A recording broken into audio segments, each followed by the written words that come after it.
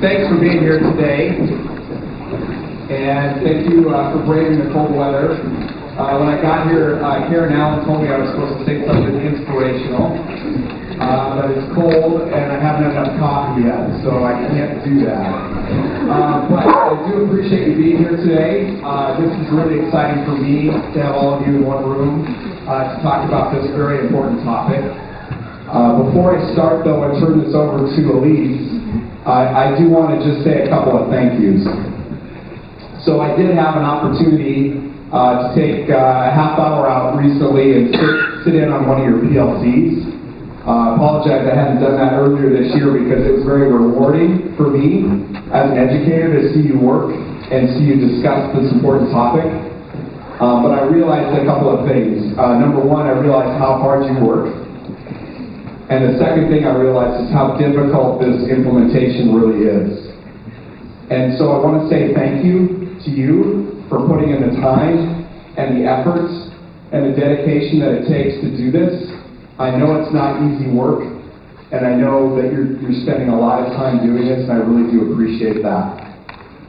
I want you to know that we're starting to see some numbers change with regards to students being more proficient in reading, which is really exciting for me. I think that's our goal, right, is to help all students read. And so I really am encouraged to see that.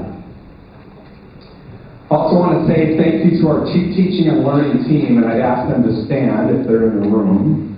I think they are. Right here.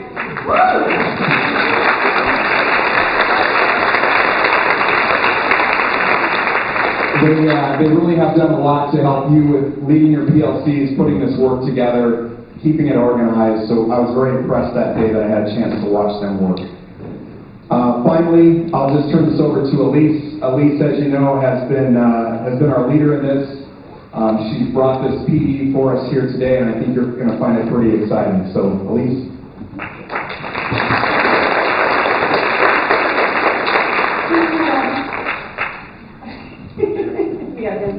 I have to say, just standing up and looking around the room, first of all, I'm just so glad the bus has worked and everyone's here. I'm so glad you're all here, that's first and foremost.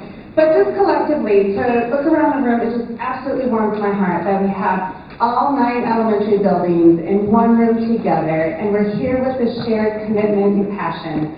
You know, we commit to each and every child in their reading development and reaching those standards, absolutely. And you guys have dug in and done the hard work with this K-5 ELA model. And I really appreciate Rob's message that this is complicated and it is hard. And we have just dug in collectively to do this together.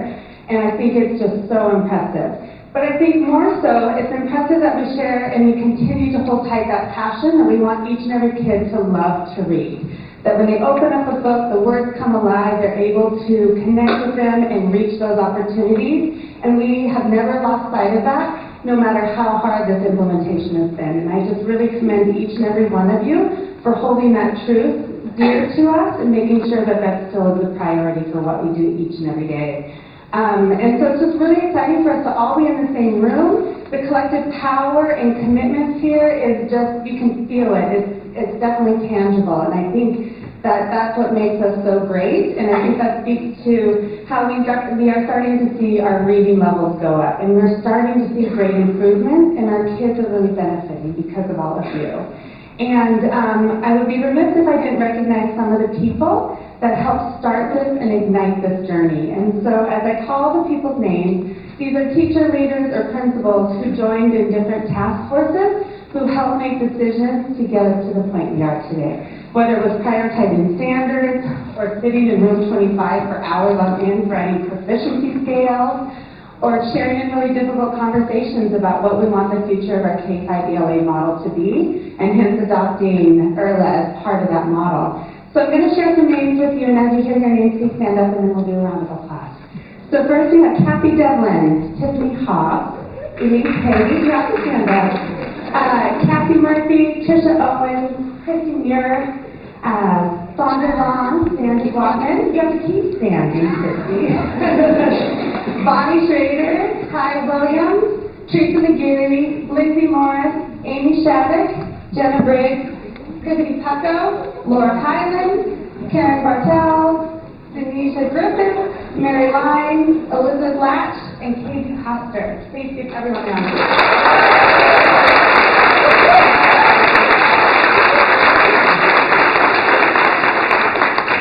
It's really impressive, and I know each and every one of you were part of this process, and we will continue this learning journey with today. And so I challenge us today to continue to learn and continue to improve. So share in that mantra that teaching and learning commits to, so that we can each continue on this journey together. But I do know there's a couple celebrities in the room that I really am excited to introduce. So for those of you who've seen the videos on the Early Resource page, there's a handsome man in a bow tie who has guided us through all of our process. And where is Matt? Matt, will you please stand up? We're so excited you're here.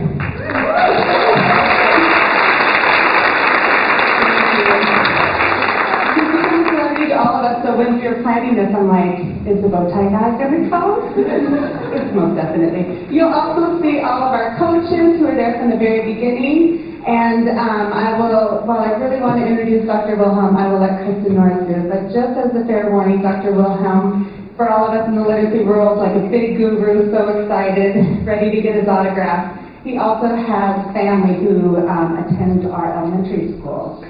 So that personal connection to all what we're doing, it just makes it all that more relevant and meaningful. So with that, I'm going to introduce Kristen Norris. So she is the Vice President, she's got a long title, Vice President of Academic Design for the Mountain Region. She's a dear friend and somebody who's been with us from the very, very beginning. And then next to her, Cheryl Fricke, who's also the Vice President of Sales for the Mountain Region. And together, these two came to Room 14 to present. The technology was awful, and we thought it was a big bust. They came back again, they wowed us, and look at where we are today. So with that, I'm going to pass it over to Kristen and Cheryl. And just thank you all for being here today, and thank you for joining in this learning together.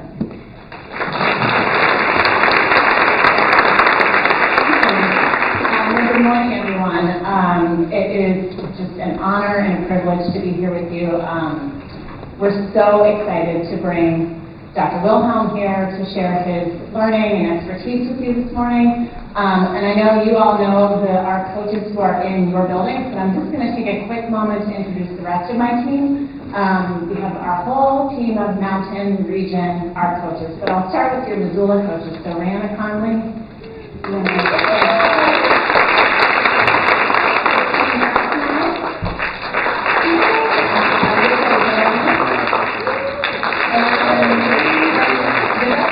Would you stand up and I'll call you out by name? So we have Christina Riley, Kathy Jones, Cynthia Bjork, and Michelle Delgado. All of us do the work that your fabulous I'm going to keep this short and sweet because I know we're all dying to get to the main attraction, but again, thank you for your time this morning, and I'm really excited for the learning that we're going to all get to do together. And without further ado, I would like to introduce Dr. Jeffery Wilhelm.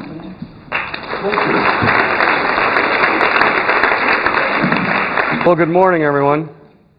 At the risk of sounding like the Verizon guy, can you hear me now?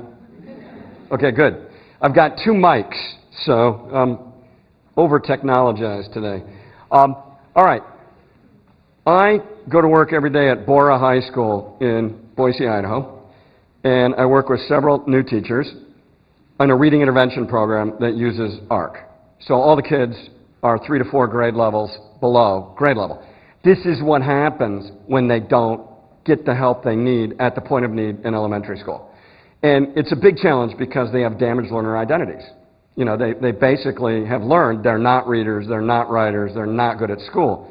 And so we have this heavy lift of not only helping them to become the readers and writers that they can be, but to overcome these past experiences.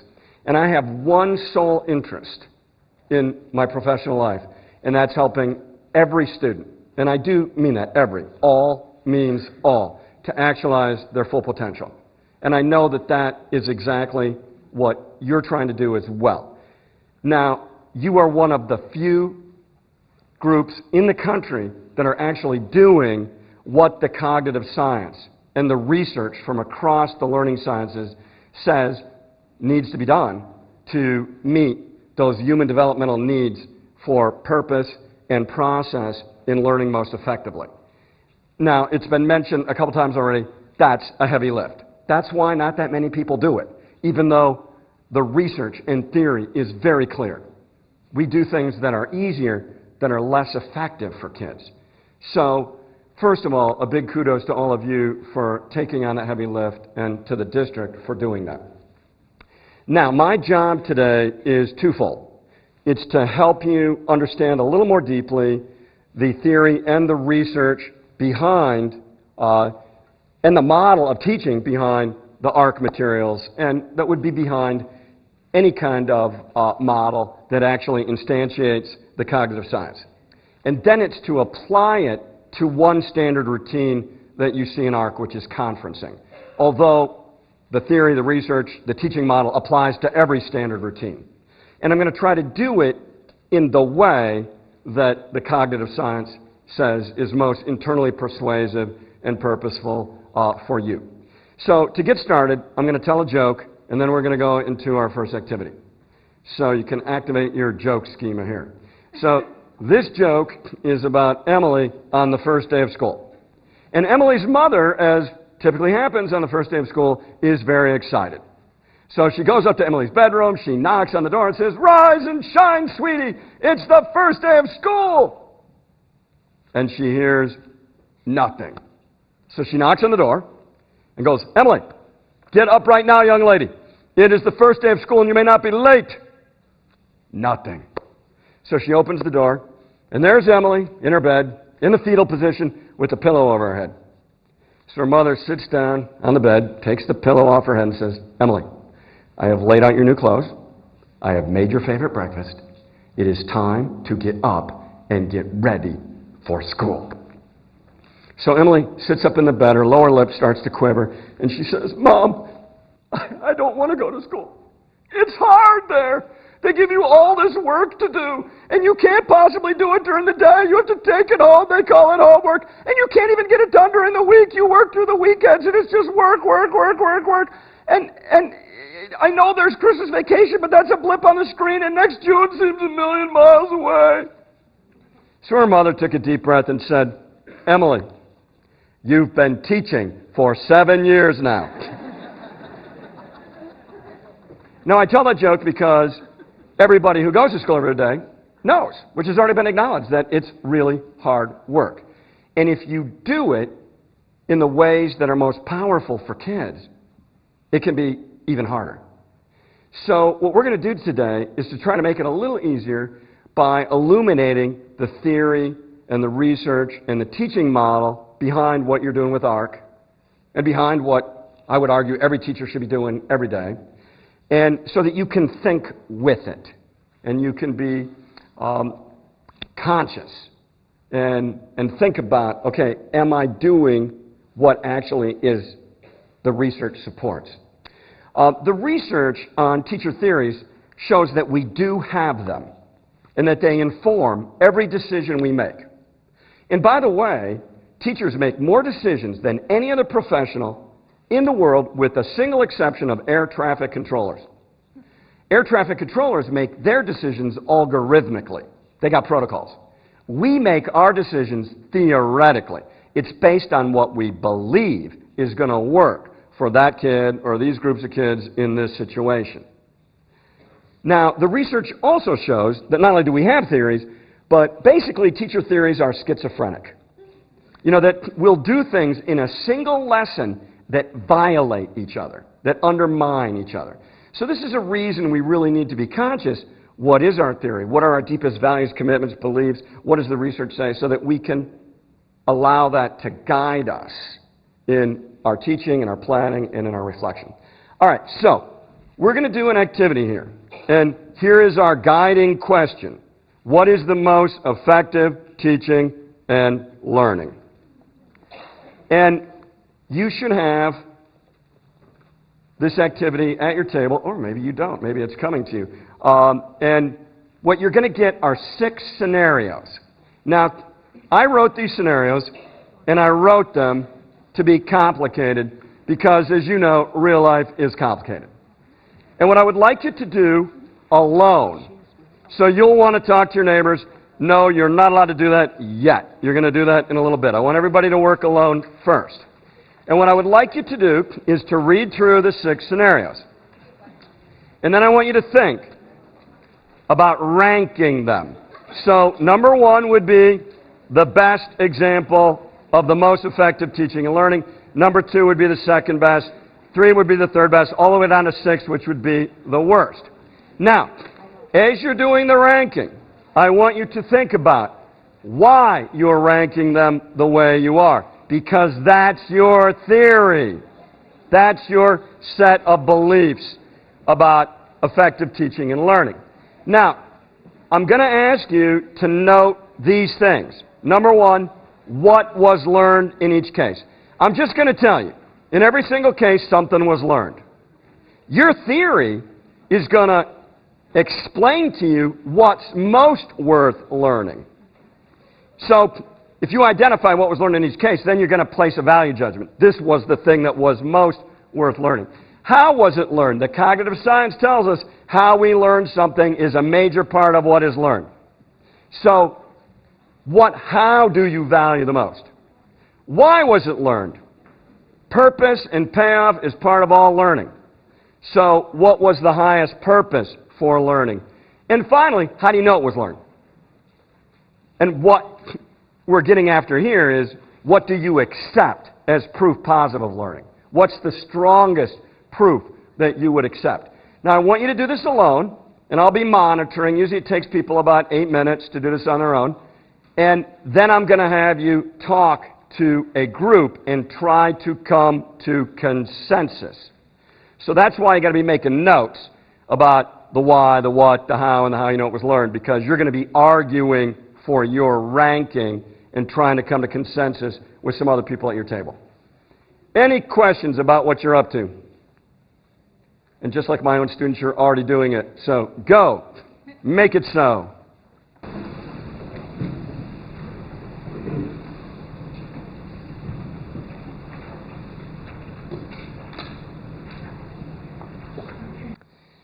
As I'm walking around, I'm looking for the notes about what, how, why, how do we know? Because you're going to need to use those in your discussion, which is going to happen very quickly. Now remember, we're still working alone for 2 more minutes. So you've got 2 more minutes to get all your notes together. In my own classroom, I call this the daily deliverable. Kids get 10 points for doing it with full effort. And you got to demonstrate it visibly, so I'd be looking for the notes. All right, so a couple observations. You're very similar to my 7th and 9th graders. Actually, it's a very good thing. So people were engaged, they were underlining, they were making notes, and then they wanted to talk to their neighbor. And this is typical in my classrooms whenever I do a ranking activity or another activity like this, where I have to keep saying, you're still working alone. But it actually shows engagement, right, that you want to talk to your neighbor and you want to start getting into the discussion, which is, of course, what we're going to do next. In my own classroom, if I'm doing this in a methods class, this is the deliverable.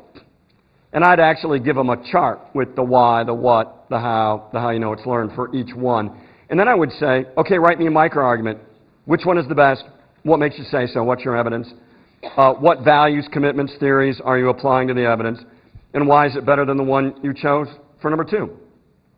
And the kids are, or the students are practicing using evidence from a teaching learning situation and applying theories to that evidence. Now, here's what we're going to do next, is I'm going to ask you to work in a group. Now, the research on group work shows that the ideal group size is 3 to 5. And that anytime you have more than 5 people, everybody engages and learns less. And there are people who tend not to participate. Now, you can see it's a big class, and I have no hope of possibly enforcing this rule. So I'm just going to ask you, if you have more than 5 at your table, divide into 2 groups, please. So we're fitting the research on effective group work. Now, in your group of 3 to 5, This is your job. This is your deliverable for the group. I want you to discuss what was learned in each one of these scenarios. Why was it learned? How was it learned? How do you know it was learned? When and where was it learned? What was the context of the learning? So that's something you've already identified. That should go pretty quickly. Then I want you to rank the scenarios in order of teaching effectiveness. So you're going to have to argue for your position. Now, mathematically inclined people, I don't want to see you doing modes and medians. I don't want to see people playing rock, paper, scissors. Okay, this is not the purpose. The purpose is to argue based on your values, beliefs, knowledge of teaching. So applying a theory to the evidence to make a decision about which one is best and why. Now, it may be that you have someone in your group who has a different theory from you. And in that case, you are not going to be able to agree. That's okay. If that happens, at least understand the nature of your disagreement, the reasons for your disagreement. Now, I don't know what it's like in Montana, but in Idaho, our state legislature, particularly our House of Representatives, does things all the time, makes decisions all the time that are theoretically at odds with the cognitive science. You know, that violates everything we know from learning sciences. And I go testify quite often. I'm finding it hard to be internally persuasive to them. But at least I understand why they're saying what they're saying, what theory they're coming from. And that allows me to address it and to think about it. And the same thing can happen in your school with colleagues, when you're lesson planning together, when you're reflecting on your own teaching. If you have these theories in mind, it's going to be very helpful to you. All right. Any questions about your job in the next 8 minutes in a group of 3 to 5 people? Make it so.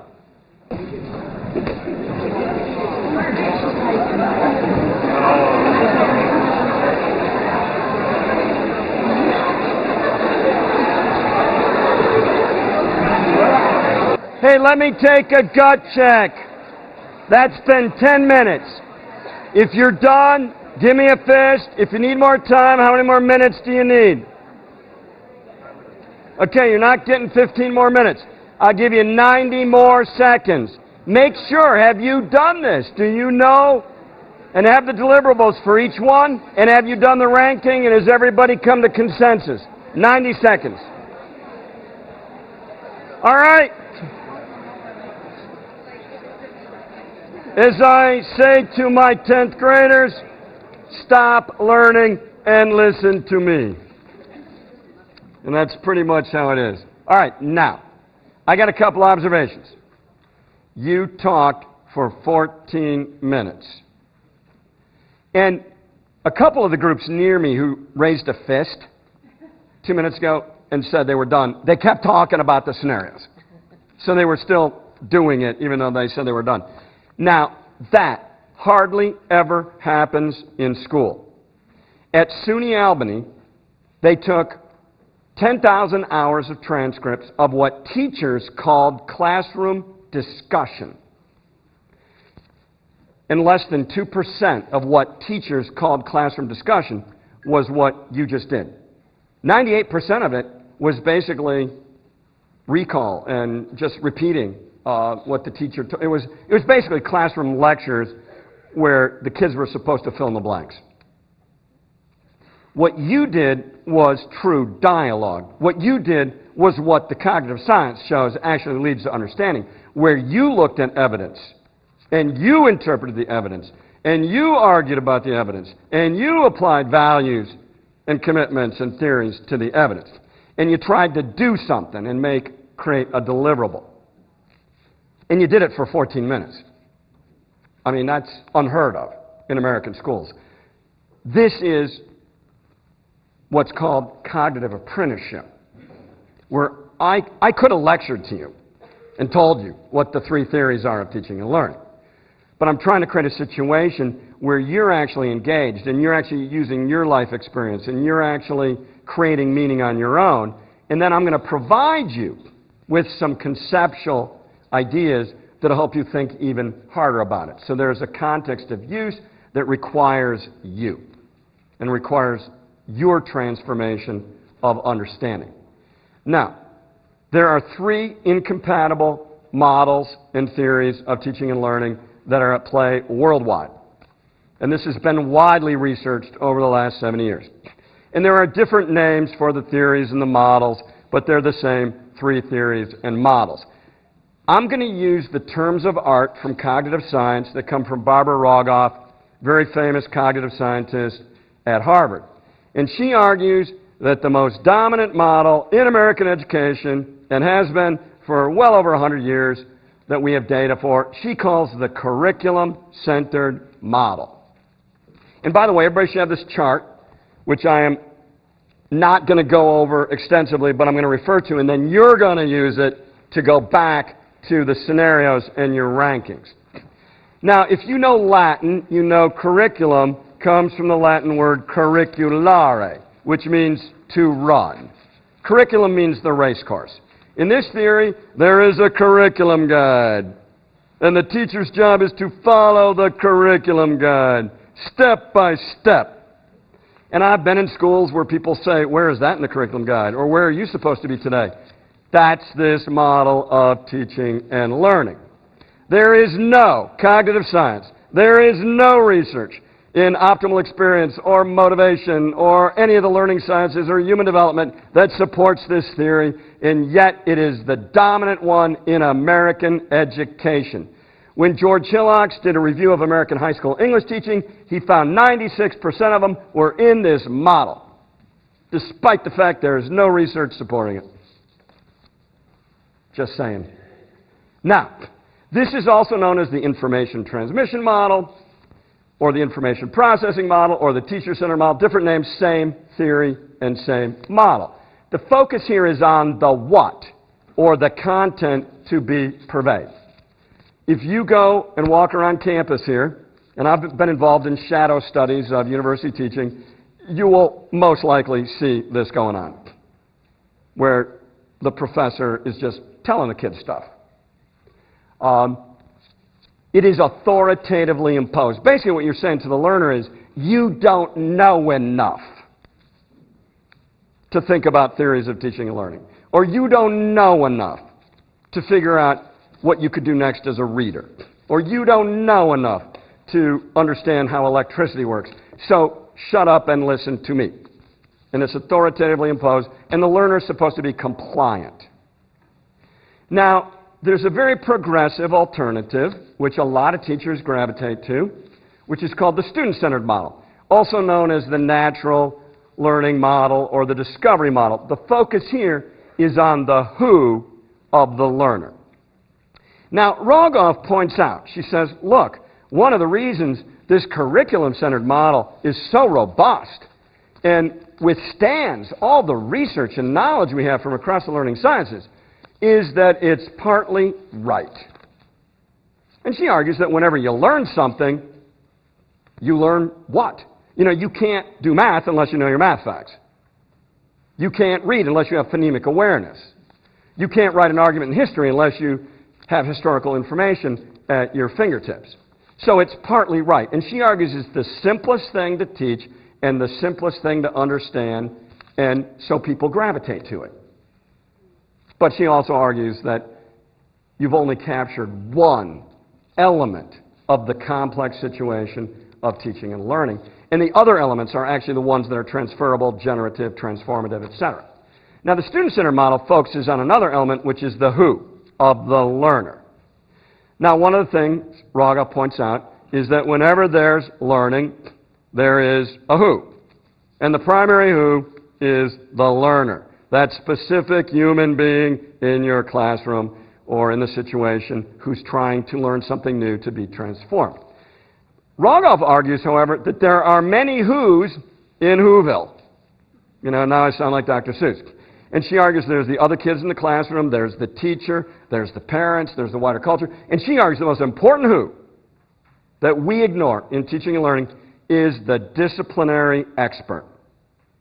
And she argues, if you're not teaching kids how to read like an expert reads, you're actually making them stupider.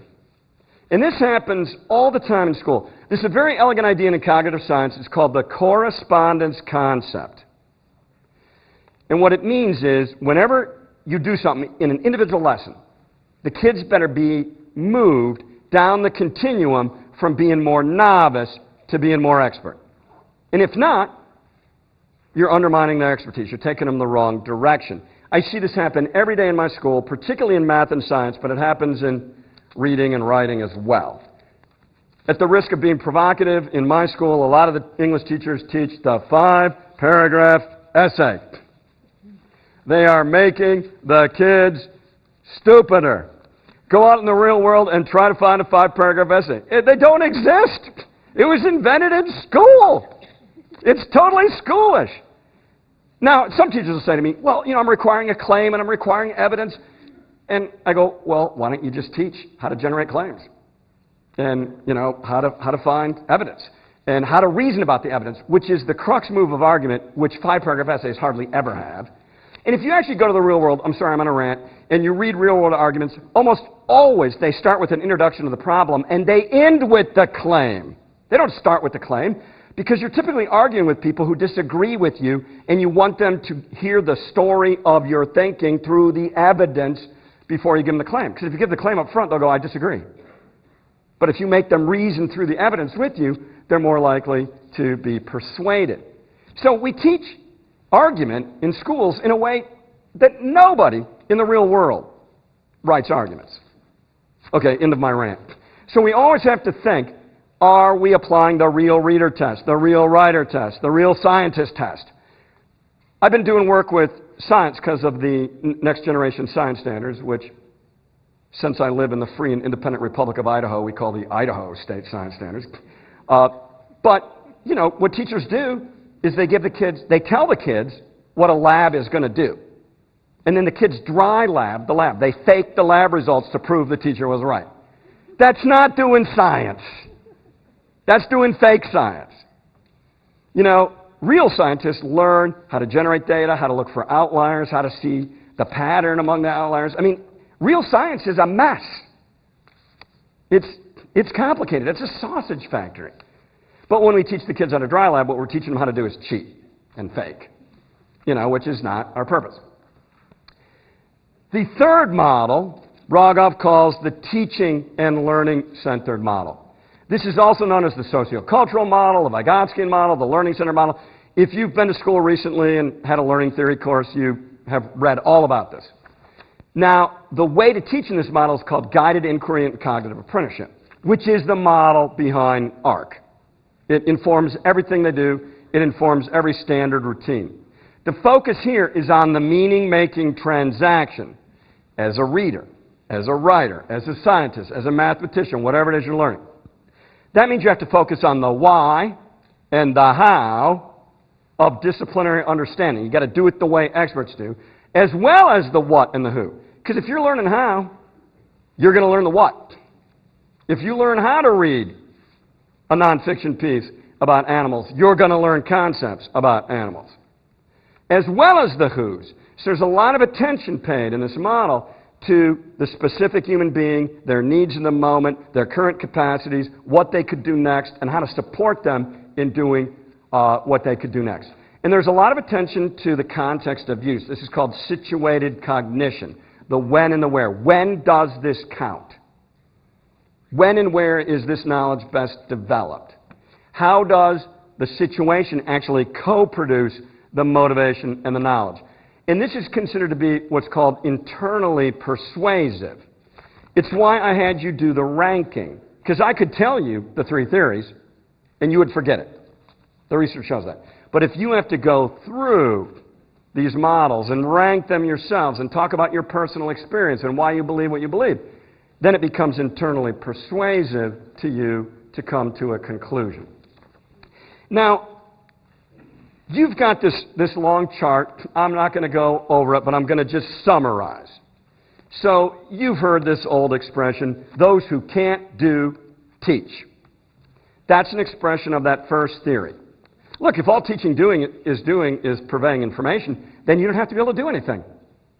You could just review the night before and tell the kids what they need to know. And that deprofessionalizes teaching. It means that anybody on any street corner could be recruited to be a teacher. And it is a profound misunderstanding of what expert teaching is. I'd propose this saying: those who teach can engage and do expert practice, and do it with conscious competence, and can share this competence and assist others to master it. Now, Martin Haberman, who's at the University of Wisconsin, has spent his career demonstrating how the first theory, information-driven teaching, which would be the kids know their phonics rules, is actually what he calls a pedagogy of poverty. That it impoverishes kids, it oppresses kids who are marginalized in any way, who live in poverty or who are multilinguals or whatever, and makes things worse for them. And he argues for a pedagogy of transformation, which requires pedagogical content knowledge. That's a term of art from cognitive science that means you know how to teach learners how to do a complex task with conscious competence. One of the things I love about the IRLA is that it articulates a path to expertise. It articulates what experts really do step by step as they become more expert in reading. That gives you pedagogical content knowledge. It means you go, oh, this is the path to expertise, and this is what I got to do for this kid right now, for given where they are. And so here are the techniques, the how, of teaching them how to do the next thing, which we'll look at when we get to conferencing. Now, in your chart, you've got a bunch of this information. How does learning occur? In information transmission, I tell you something, you repeat it, that's learning. In discovery, you acquire your own personal knowledge. Learning's a personal discovery. And in apprenticeship, in the transformational model, you transform the participation of the student into expertise. In other words, my job is to help you become more expert every day. It's to transform how you participate in the community of practice of expert practitioners. So teaching is creating environments and supports that assist and apprentice learners into more expert practice. So learning is moving towards understanding as experts understand. Now, what makes an instructional practice an expression of one theory or another? Because I just spent 5 minutes telling you stuff. That doesn't mean I'm purveying information or I'm in the information-driven model. I gave you an activity. Now I'm giving you some concepts that'll help you go back into the activity and think a little more deeply about it. So it's the context of use in your thinking that my little presentation is in service of. Brief review. Information is inert. Teaching is authoritative. Learning is compliant. That's that information-driven model. Discovery results in personal versus communal and expert disciplinary knowledge. You know, this is why this theory doesn't work that well, because there are actually things experts know about science and know about math and know about reading, and you need to be doing it the way they do it. And then the theory behind ARC, the theory that the learning sciences and cognitive science endorse, is apprenticeship into conceptual and strategic expertise gets transformative understanding and transformable work done. And apprenticeship is, I will do it for you, I will model, I will do it with you, I will mentor you, you will do it with other kids or learners, and then eventually you'll be able to do it by yourself. Final review. I want to just take the notion of cooking spaghetti. Now, if I'm in an information-driven model, I will say to my learners, there is one single best spaghetti sauce. It comes from my grandmother. And you must memorize it. And you must repeat it on the test. And then you will understand how to cook spaghetti sauce. That's basically what we do in American schools. Now, the discovery method, the student-centered model would be, kids, go to your learning table. I have put out tomato sauce. I have put on oregano. I have put out basil. I put out some vodka. Well, maybe not vodka. I put out all this stuff. I want you to figure out how to make spaghetti sauce. Make it happen. Now, you can imagine what the classroom would look like. Why doesn't that theory work? Because actually, there's a history and culture of cooking spaghetti sauce. There is a chemistry of cooking spaghetti sauce. And the kids need to be inducted in that stuff before they're going to be able to invent a spaghetti sauce. Now, in the learning-centered model, you would say, we're going to look at a few of the most delicious and used spaghetti sauces around the world. And we're going to try to figure out the chemistry of the cooking and how the different elements affect the taste. And we're going to come up with some principles of practice. And we're going to learn a little bit about the history of cooking spaghetti sauce. And then I would say, now that you know some principles of practice, now that you know some processes and concepts of cooking spaghetti sauce, now I'd like you to invent your own spaghetti sauce or a tweak on one of the ones that we've learned. That would be apprenticeship. Now, here's what I want you to do with your group. I want you to go back in to the scenarios, and I want you to identify the theory and teaching model behind each one. Let's do the first one together. So A is Frank, learning from the golf pro. What theory do we see at play? Yeah, it's information driven. You know, my students always rank this really low, like 5 or 6. And I say to them, I go, what do you mean? He can repeat the principles. He's learned them. And they go, isn't the purpose of golf lessons like to get better at golf? And I go, yeah, and I think the purpose of reading instruction is to get better at reading, not to memorize phonics rules, but to develop phonemic awareness that you can apply. And I think the purpose of, learning math is to be able to solve mathematical problems in the real world, but that's not how we teach it. And I'm just alerting them when they say A is low, they're setting themselves against the tide of American education. Now, when I say against the tide, I mean the practice, because actually, the next generation science standards, the Common Core, whatever it is you're doing in Montana as the next generation standards, it's going to fit the learning-centered model.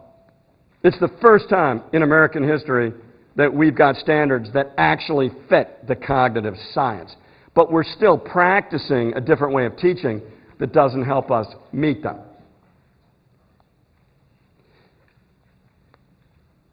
I forget where I was. What was I saying? Maybe I should just let you do this. So, we were doing Frank. Jeez, this happens in my class. I say to my kids, I can't find my glasses. They go, they're on your head. So what we've got here in Frank is declarative knowledge. It's not even conceptual, because conceptual knowledge you can put into practice. He can just repeat them, but it doesn't affect his golf game. So he hasn't learned the procedures. He hasn't learned the how and the why and the when and the where. He just knows the what. So we would say A is teacher-centered, curriculum-centered, and it doesn't move him. It doesn't transform him. It doesn't change how he plays golf. All right, I'd like you to do the same thing for the next 5. Good luck. Some of them combine a couple different models. Enjoy. I'll check in about 5 minutes.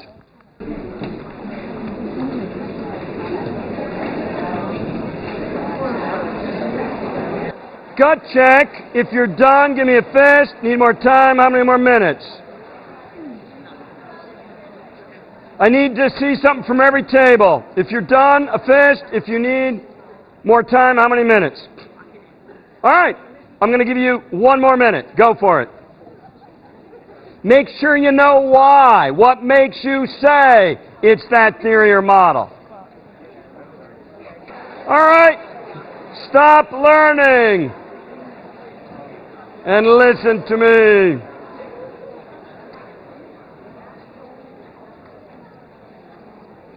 In John Goodlad's famous book, A Place Called School, he starts off by saying, school is a place where young people go to watch old people work. And I tell my student teachers, that's not how it's supposed to be. Any work you do needs to be in immediate service of the kids doing the work. And if not, you're in the information transmission model. You're telling them a bunch of what? If I'm teaching conceptually and procedurally, if I'm apprenticing, I'm going to provide you perhaps with some information, and then I'm going to ask you to immediately apply it. Because that's the how and the why. So anytime we're teaching, pretty immediately the kids better be doing something that's helping them deliberately practice becoming more expert. Barbara Rogoff, you will notice on your chart, says that these first 2 theories, the curriculum-centered and student-centered, are partly right. The reason they're wrong is that they're one-sided. And she says, yeah, there's always a who. There's always multiple who's.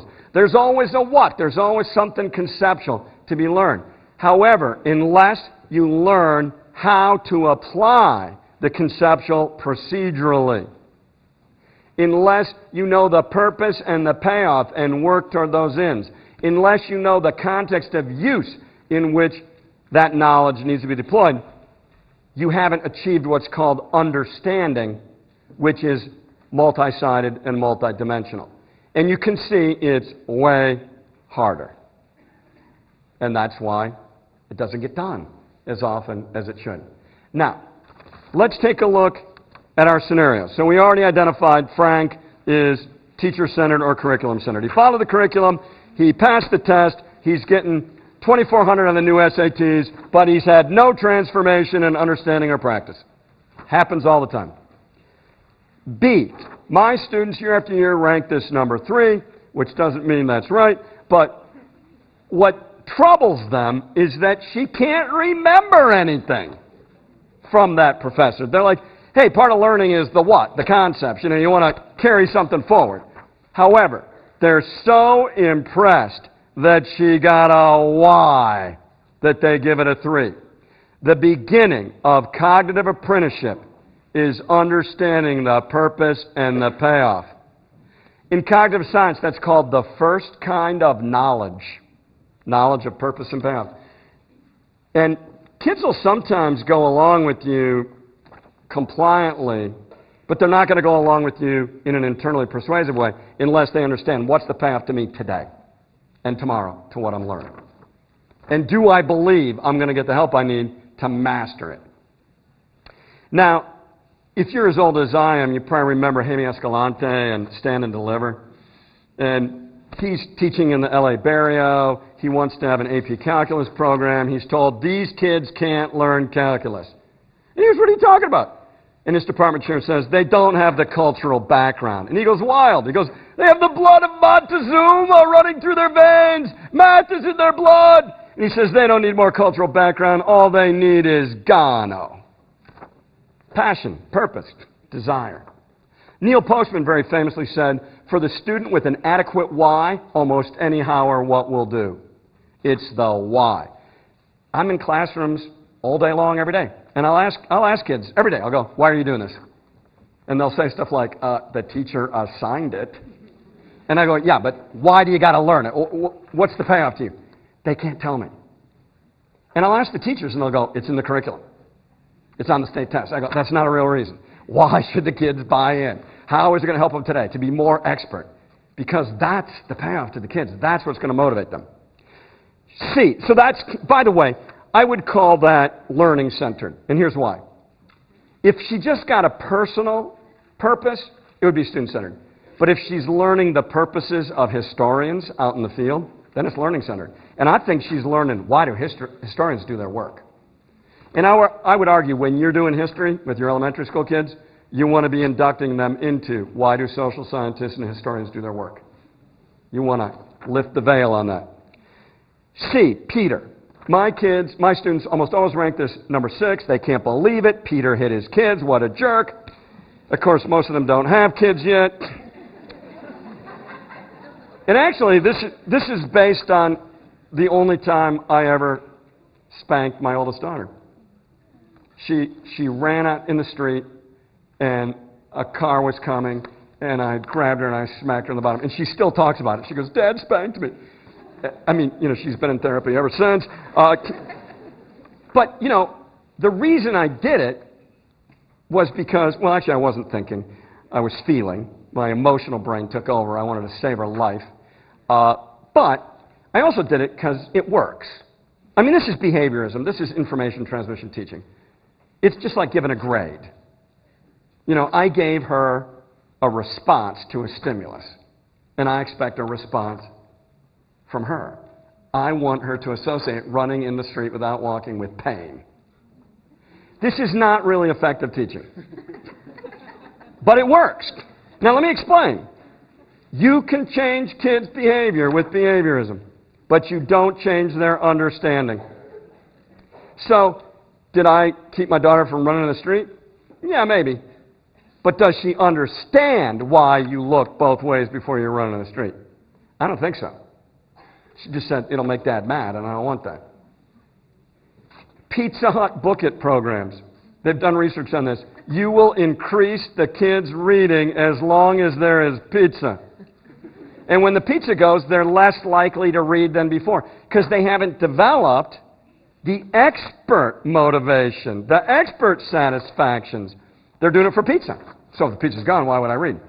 And you see this over and over again in the research literature that behaviorism works short term, but it doesn't develop understanding.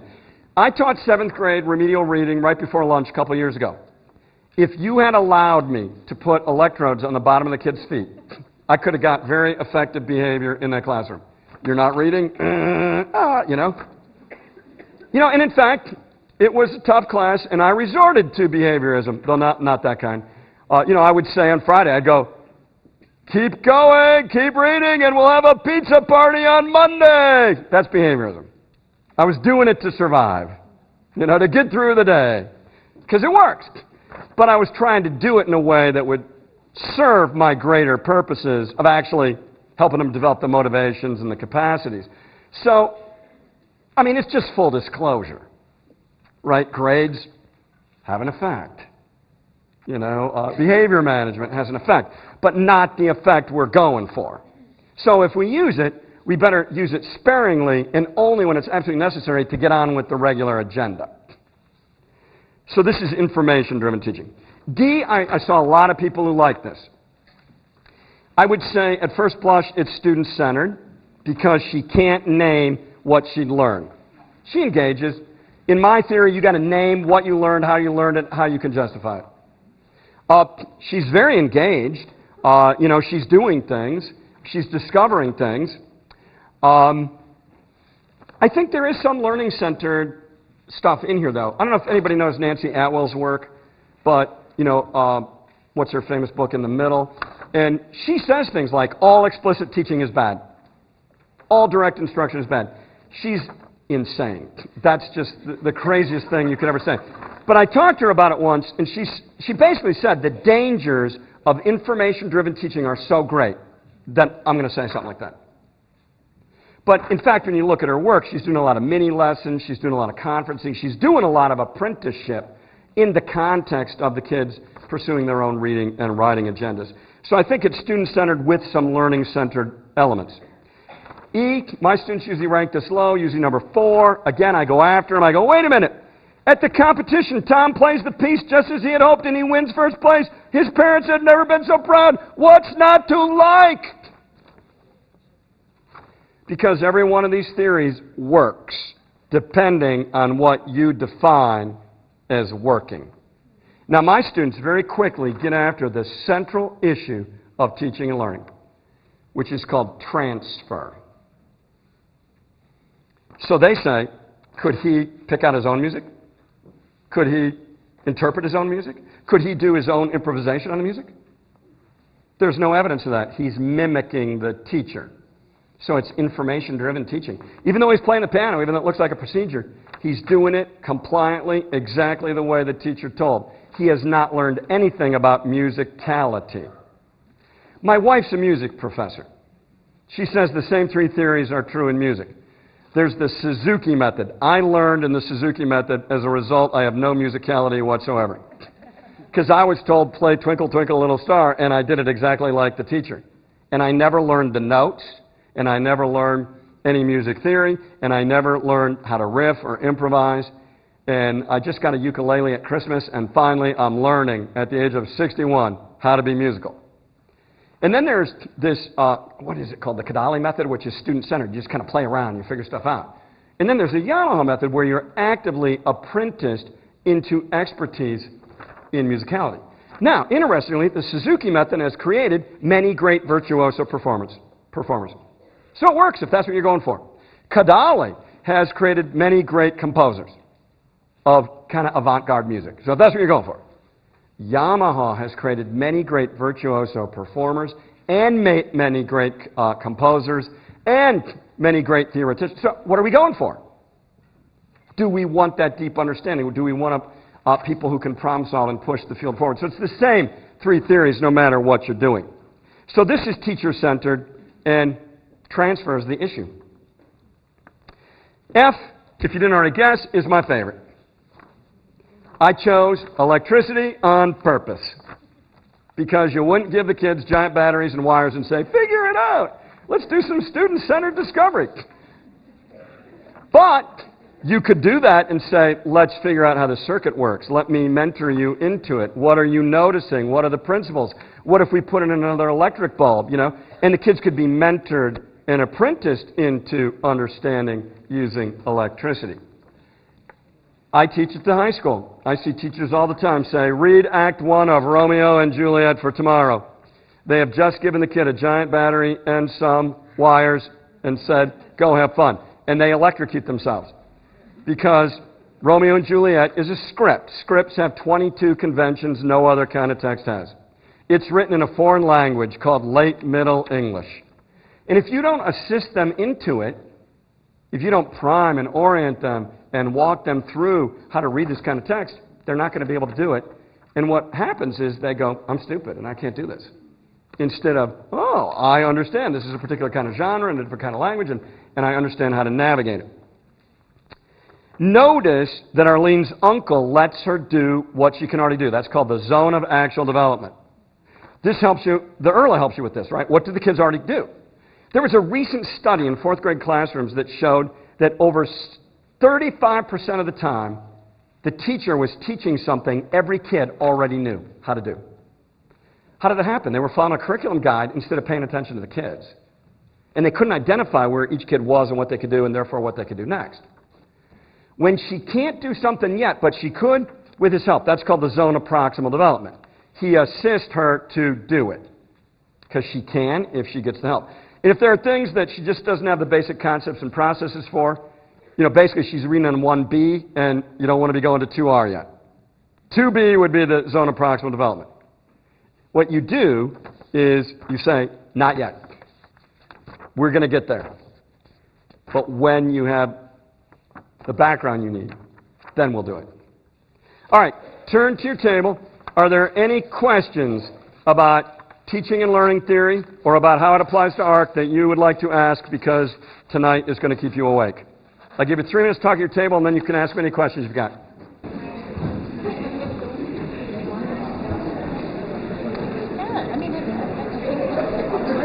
Gut check. How much more time do you need? Like to see a response from every table. Response from every table. If you're done, fist. If you need more time. All right, thank you. Okay. Any burning questions? They're going to keep you in the shower longer today if you don't ask them.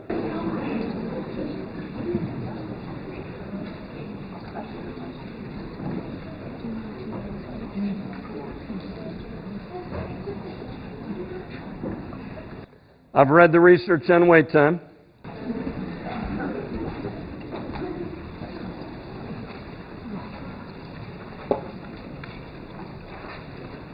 Here's what the research on wait time shows. There are 3 kinds. The typical teacher uses none of them. The first kind of wait time is if you pose a question, and you know, this was a massive study. The researcher was a row. They had 5,000 teachers. What did the typical teacher almost always do? Ask a question, and then what did they do? No, that came later. They called on a kid. They go, Amy, what's every other kid in the class doing? Yeah! Let's watch Amy squirm. And the first kind of wait time is you put it out, and you ignore the few kids who are Hermione Granger, going like this.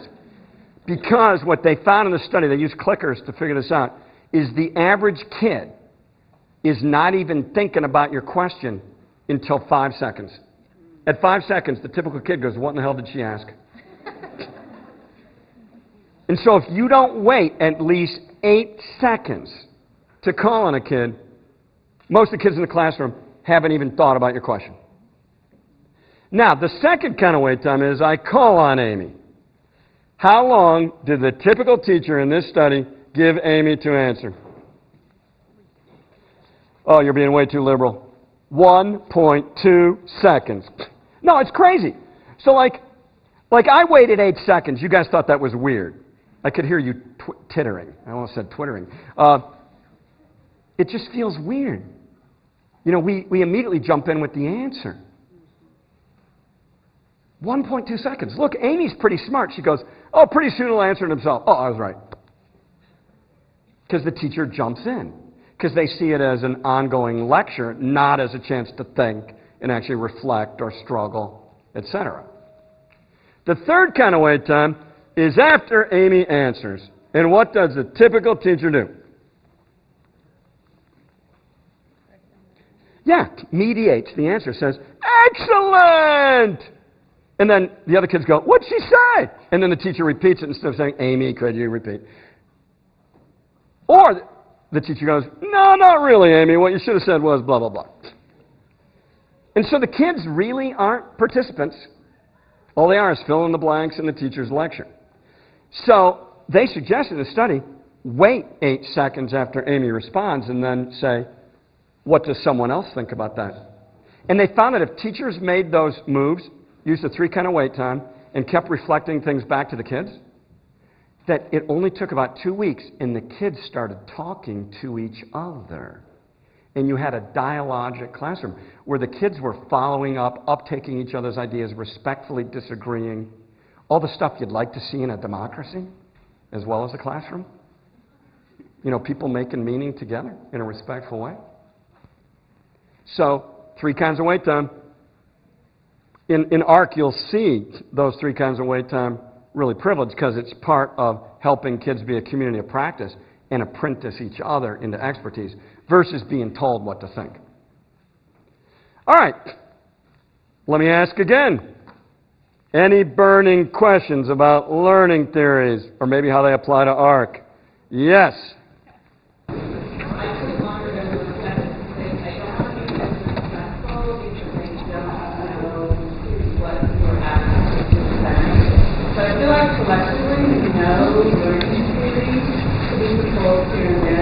But I'm hoping that you're going to share some tools to help us implement. What I was asked to do was to figure out a way to help you think more deeply about the learning theory and then to apply it to conferencing, which comes after the break. And I did it in such a way that you see with guided inquiry through cognitive apprenticeship, because I didn't lecture to you, I gave you an activity and an opportunity to converse with each other. Other questions?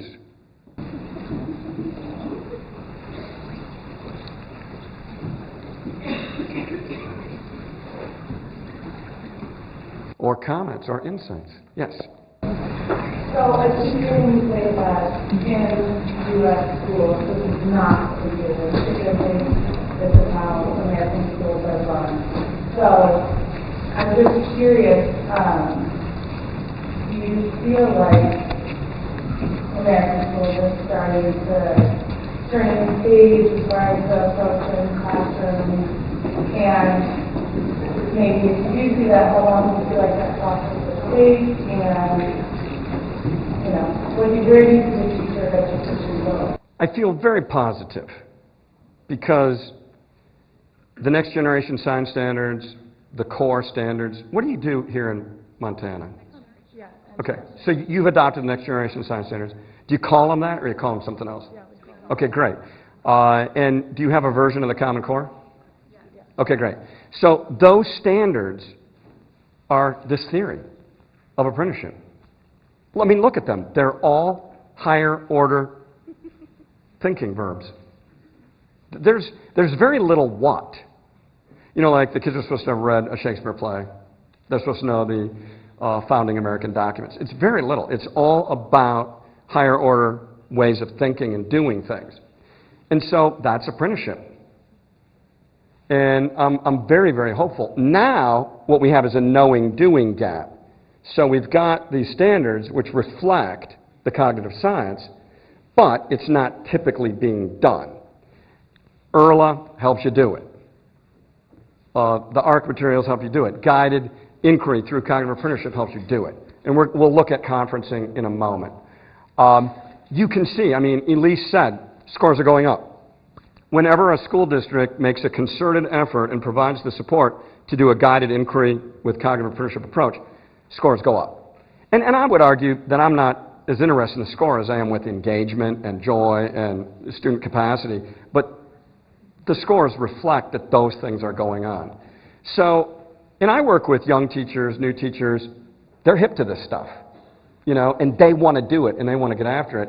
And they're frustrated about the way schools kind of work against it, you know, with 52-minute periods and curriculum guides and all that kind of thing. So I'm very hopeful. I've seen whole districts completely transform if they've got the right leadership and the right support in 2 years. So, like I said, I think there's a lot of reason to hope. Yes? Can you speak a little bit about those theories being used in tandem or in combination with each other? You talked about how there's things that work in all of them. And I think when I reflect on what we're doing in our district, I see bits of all of them that we've chosen to use. And I'm just wondering if you could talk about that, how they can assist each other, the theories. Okay, so this is my take. You might remember I had a slide up that said 3 incompatible models. I think they're incompatible.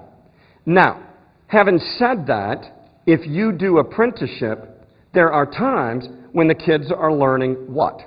Right, they're reading, maybe you give a mini lesson, maybe you give a mini lecture, whatever. But if it's in service of them transforming how they do things and apply things, then it's apprenticeship.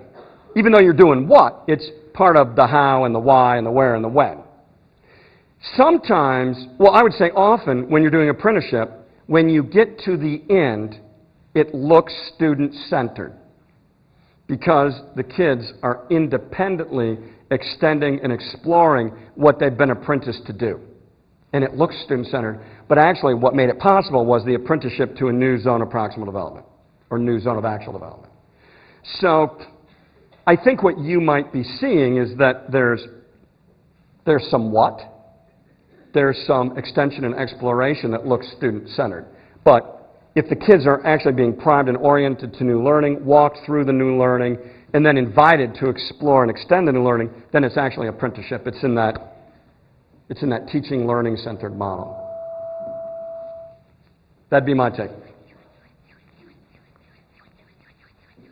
Anything else that's burning for you?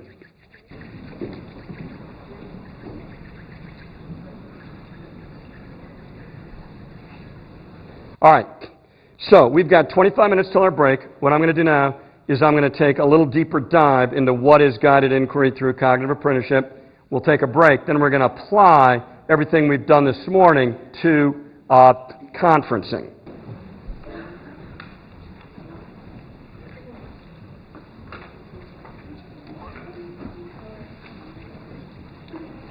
So this is Anders Ericsson. You've heard of this guy because Malcolm Gladwell made him famous. The 10,000 hours of practice to become more expert. Now, Ericsson actually thought Gladwell so completely missed the point of his lifetime of research that he's written his own book called Peak, The Psychology of Optimal Experience, and I would highly recommend it. And what he argues in this book, based on 15 years of research, is that expertise resides in mental models. So these are highly conscious and articulated representations of a task and how to complete it. So in other words, if a kid doesn't have a mental model of how narrative works, they're not going to become better at reading and writing narratives. Or a fable, like let's say you're doing your animal tales unit. If they don't understand how fables work as a particular kind of narrative, they're going to be hampered in how they read and write fables. So you need a mental model. Now, Empower is a mental model of expert teaching through inquiry as cognitive apprenticeship. Deliberate practice, this is the second thing, that you need mindful, focused practice aligned with the correspondence concept. And one of the things that I've heard Ericsson say is that you can practice 10,000 hours or 3,000 hours and still pretty much suck. Because you have to be practicing mindfully the way an expert practices. And again, I've already said that a lot of times in school we have kids practice things that no mathematician would think or do, or no reader or writer in the real world would think or do. So you have to be very mindful about the practice. Now, this comes from research across learning domains. I'm going to cite George Hillocks, who did it for teaching expertise. And one of the things Hillocks found was that when teachers begin their career, they are what he calls unconsciously incompetent. So in other words, they really don't know what they're doing, but they're unaware of that, so they're very happy. And I work with early career teachers, so I see this. Very quickly, because they're reflective, they move to conscious incompetence or unconscious competence. So in other words, they'll say, wow, this is way harder than I thought. The kids are not engaged, they didn't learn that, whatever. And that's a very unhappy place to be. And they don't know how to move forward. Or they become unconsciously competent, so they'll have a lesson that is just a total home run. And you'll say to them, how'd you do that? How'd you make that happen? You know, how could you repeat it? And they don't know. They go, I don't know. Now, Hillocks argues that where we want to get is conscious competence. And that's how expertise is defined in cognitive science. And that doesn't mean things always work. What it means is, when something works, you go, I got a pretty good idea how I made that happen. And when it doesn't work, you go, I got a pretty good idea what I have to go back and do. So you're never at a loss. You always have this model of conscious competence that guides you. Now, if you lack a mental model for a task, you cannot get better at the task. That's something Erickson's research has shown over and over and over again. So as teachers, our job is to make public those secret, invisible things that experts do. Again, the IRLA articulates that. This is what the next step is towards expertise. If you use Art Core, it's the same thing conceptually and procedurally with genres or whatever, and help students to make these same moves. Now, Empower is a model that I use based on my own research and based on my reading of research across the learning sciences that captures that research and captures the mental model of cognitive apprenticeship. And the first step is envision. So this is off stage. This is where you as the teacher in a conference or in planning for whole group instruction, where you say, this is my destination that I'm envisioning. This is what I want the kids to know and be able to do at the end of this lesson, at the end of this unit. Then you have to map out the mental model. If I'm teaching argument, what's a mental model for argument? If I'm teaching fables, what's a mental model for fable? If I'm teaching inferencing, what's a mental model for how people infer? And you have to map out the path to mastery. Here's where the kids are. These are the next steps they need to take to reach the goal that I have. Now you're on stage. So you got to prime the kids for the journey.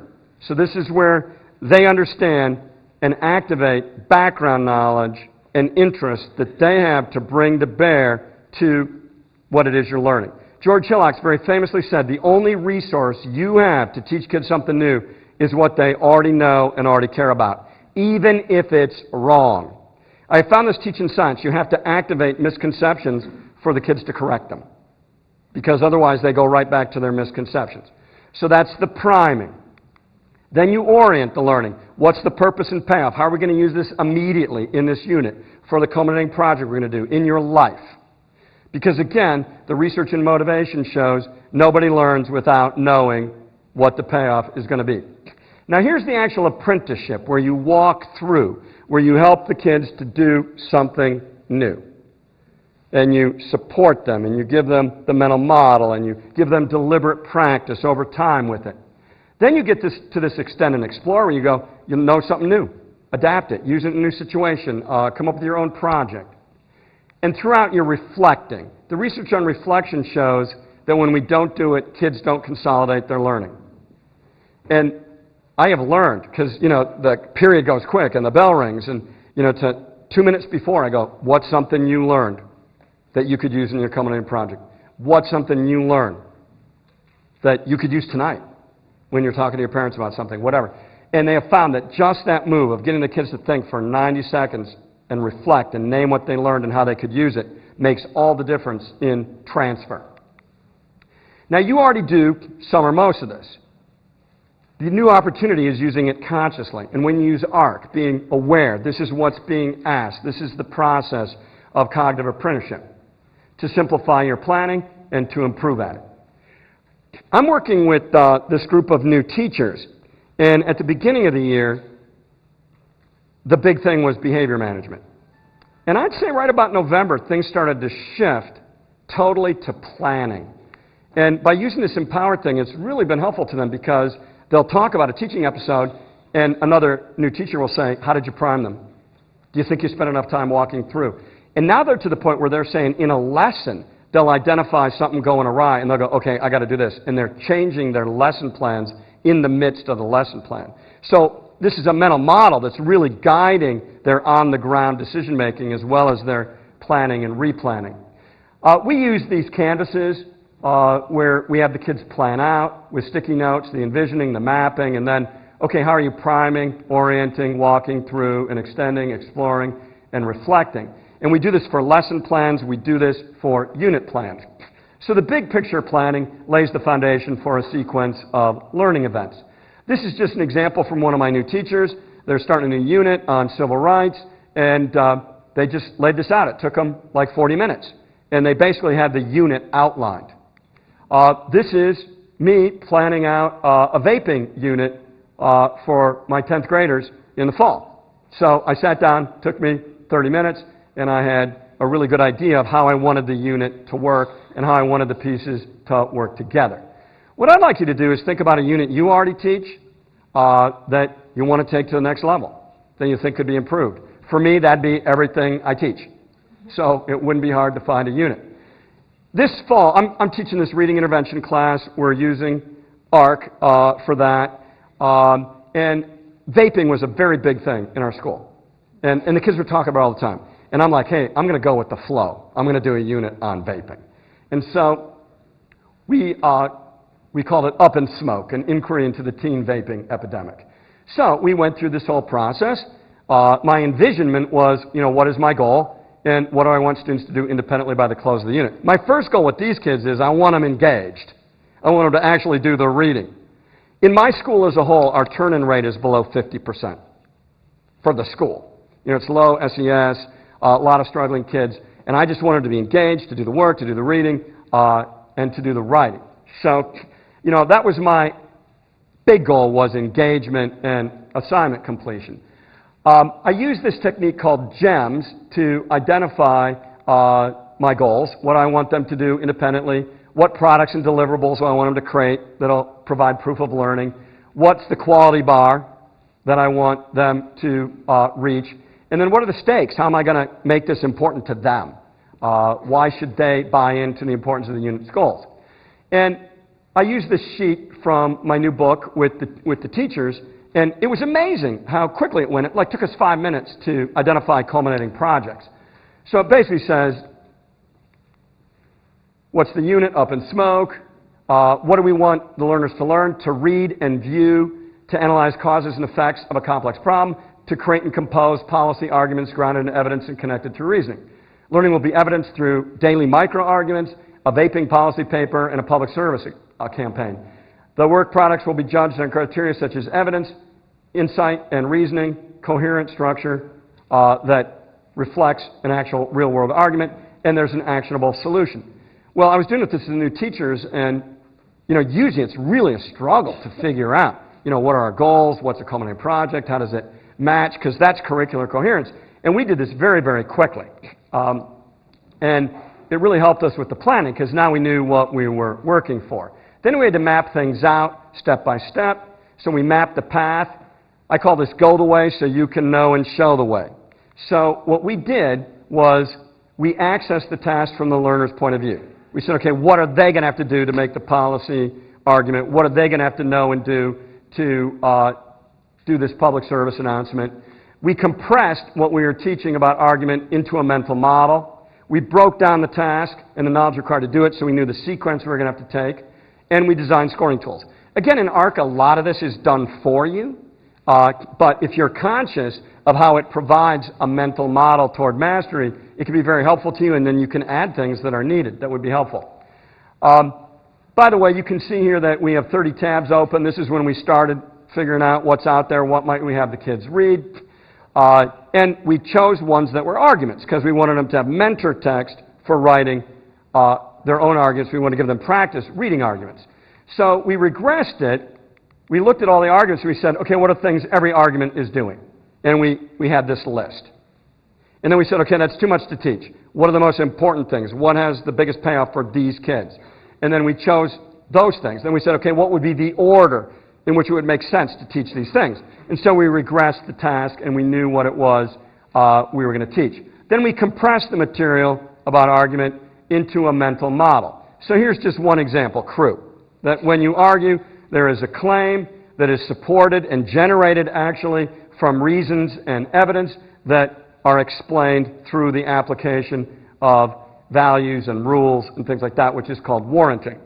We also came up with, Erickson says that mental models are quite often visual. In fact, it provides a map. So we came up with some arguments of our own and provided a map. Data generates a claim through the warranting and reasoning, and might also respond proactively to reservations.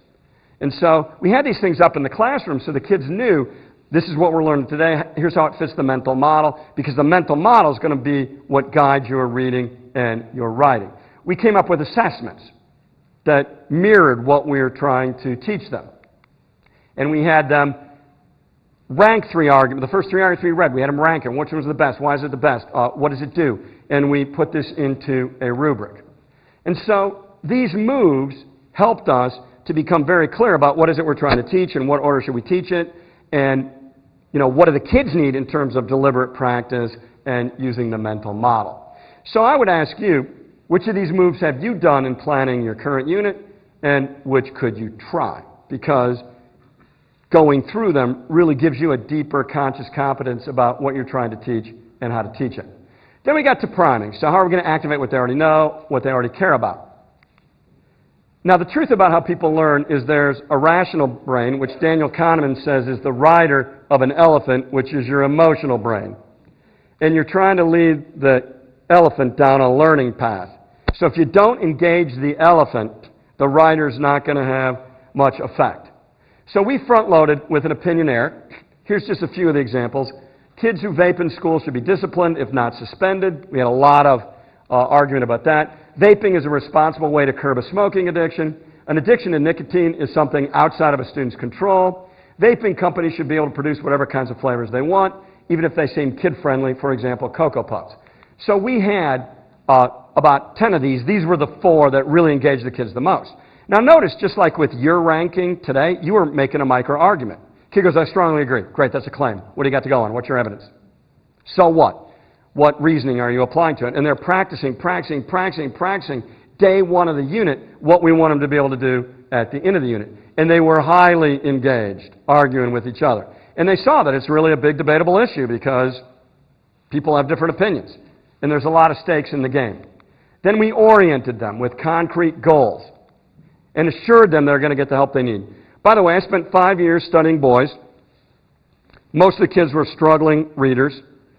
And a major thing we found is that the kids wanted to understand the purpose of what they were learning, and they wanted to be assured they would get the help that they needed to meet the learning goals. So it puts a big standard on us that the kids need to understand the purpose of the path, but they also have to feel assured we're going to give them all the help that they need. Here's the principle. No one moves into the fog without a clear vision of where they're going, how they'll get there, and what makes the trip worth it. Particularly if you're a struggling learner, have a damaged learner identity, like a lot of the kids that I work with or have studied. They want to feel assured, I'm going to get the help I need to do the thing. One boy in our study said, I'd rather say reading is stupid than maybe look like I might be stupid. Because the most important thing in a kid's human development is staking their identity. And you stake your identity through your competence, your evolving competence and evolving interest. And if you look incompetent in a classroom, you're undermining the basic human developmental journey. So we have to make sure that kids feel successful and feel assured they're going to get the help they need. It's one of the many things I love about IRLA. By the way, I don't work for the American Reading Company. I'm on their board because I believe in what they're doing. And I want to support them because I don't see anybody else doing it in the way that they do. And the IRLA is just one of many examples about how they articulate, here's the next step through the fog. If you can do these things, you're moving to 2 blue. If you can do these things, you're moving to 1R. You are moving toward expertise. And every kid in the classroom can see a way forward, get the support they need, because the support you give them to move them to the next level, which you'll see when we do conferencing, is apprenticeship. And it's highly, highly motivating to be getting more competent. I think this is the success of Uber. That you punch your app and you know where your ride is and you can see how close it is and what the person's name is, and you don't have to guess. You can move through the fog with confidence. Now, this is a simple formula for motivation from expectancy value theory.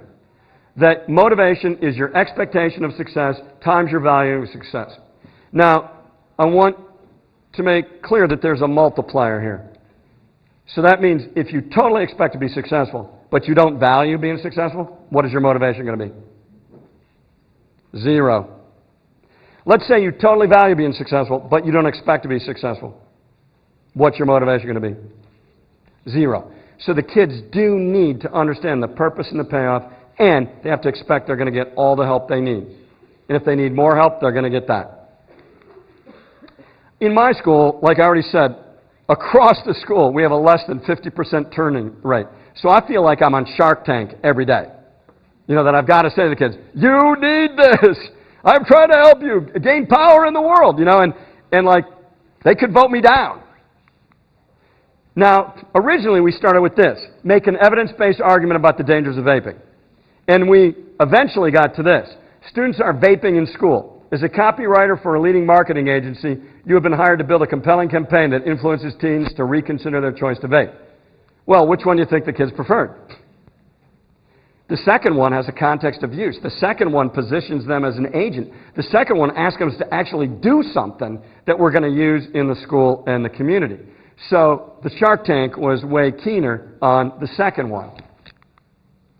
Now we're to the walkthrough and extend expertise. This is the actual apprenticeship, where you give the kids deliberate practice on the moves that they don't have yet, but an expert does, that they'll need to complete the culminating project. And you see tons of this in the ARC materials, that deliberate practice over and over again, every day, practicing what experts do. So they're using what are called junior versions of the final task. Now, you want to have milestones every day so the kids see how they're developing toward expertise, how they're... Now, if we're teaching Spanish, you know, maybe level 1 is order a meal in Spanish. Then it's have a simple conversation in Spanish with a taxi driver in a drama. Glance at a Spanish newspaper and understand at least one headline. Follow the action in a Spanish cartoon. Read a kindergarten level book in Spanish. And so on, leading up to the destination, have a full normal conversation in Spanish with Fernando, my colleague, that goes beyond how are you doing. Each one of these things is actually a real-world performance that you can build on and extend and put together into being able to do that final project. In our vaping unit, this is what we did. Analyze vaping ads. So we taught them rules of notice. What do you got to notice in an ad? How do you know the artist wanted you to notice that? What's the meaning and effect of that? And contrast persuasion versus argument. Research and collect and weigh evidence for arguments. Apply reasoning to evidence to generate claims. So we're going through the mental model. Craft multiple micro-arguments that can be stacked on each other to support more complex claims. Anticipate and respond to counterclaims. And so on, leading up to their anti-teen vaping marketing campaign. By the way, this was a 2-week unit, and every single kid completed their assignment. Every one of those is reading 3 grade levels below grade level. They're in a school where we have a less than 50% turn-in rate. We got a 100% turn-in rate. How? Why? They'd already done everything by the end of the unit. We go, well, you've already done it. Just go and put it together. You got it all in your notebook. So all the things we did along the way were necessary steps and parts of the final project. Scaffolds help us do what we cannot yet do. This is what apprenticeship is providing the scaffolds to do what you can't yet do, and then the scaffolds get taken away when you're independent. Learning happens in that zone of proximal development, what's possible with support and scaffolding that builds on what you can already do and helps you reach to what you can't do yet, but can if you get the help. Again, these are a lot of the things we looked at in the unit that helped us practice those skills of reading, argument, and writing argument. We finally get to Principle 6, explore new territory. The breadth of our training predicts the breadth of our transfer. This is why you need lots and lots and lots of deliberate practice with various iterations of the task, with iterations of the task that look slightly different so the kids see this is not a formula. There's gotta-dos, but there's also wanna-dos and ways to be creative. And you invite students to transfer their learning. No more training wheels. How and where do they want to apply what they have learned? By the way, this is Alex Honnold. I don't know if anybody saw the movie Free Solo. You know, and in the movie he says, when I first mentally mapped out what it would mean to free solo, there were pitches where I was like, oh, that's a scary move and that's a really scary sequence. Notice he's using the language of cognitive science. When I figure out a climb, I mentally map the climb. But in the years since, I've pushed my comfort zone. I've moved beyond my zone of actual development and made it bigger and bigger until these objectives that seemed totally crazy eventually fell within the realm of the possible.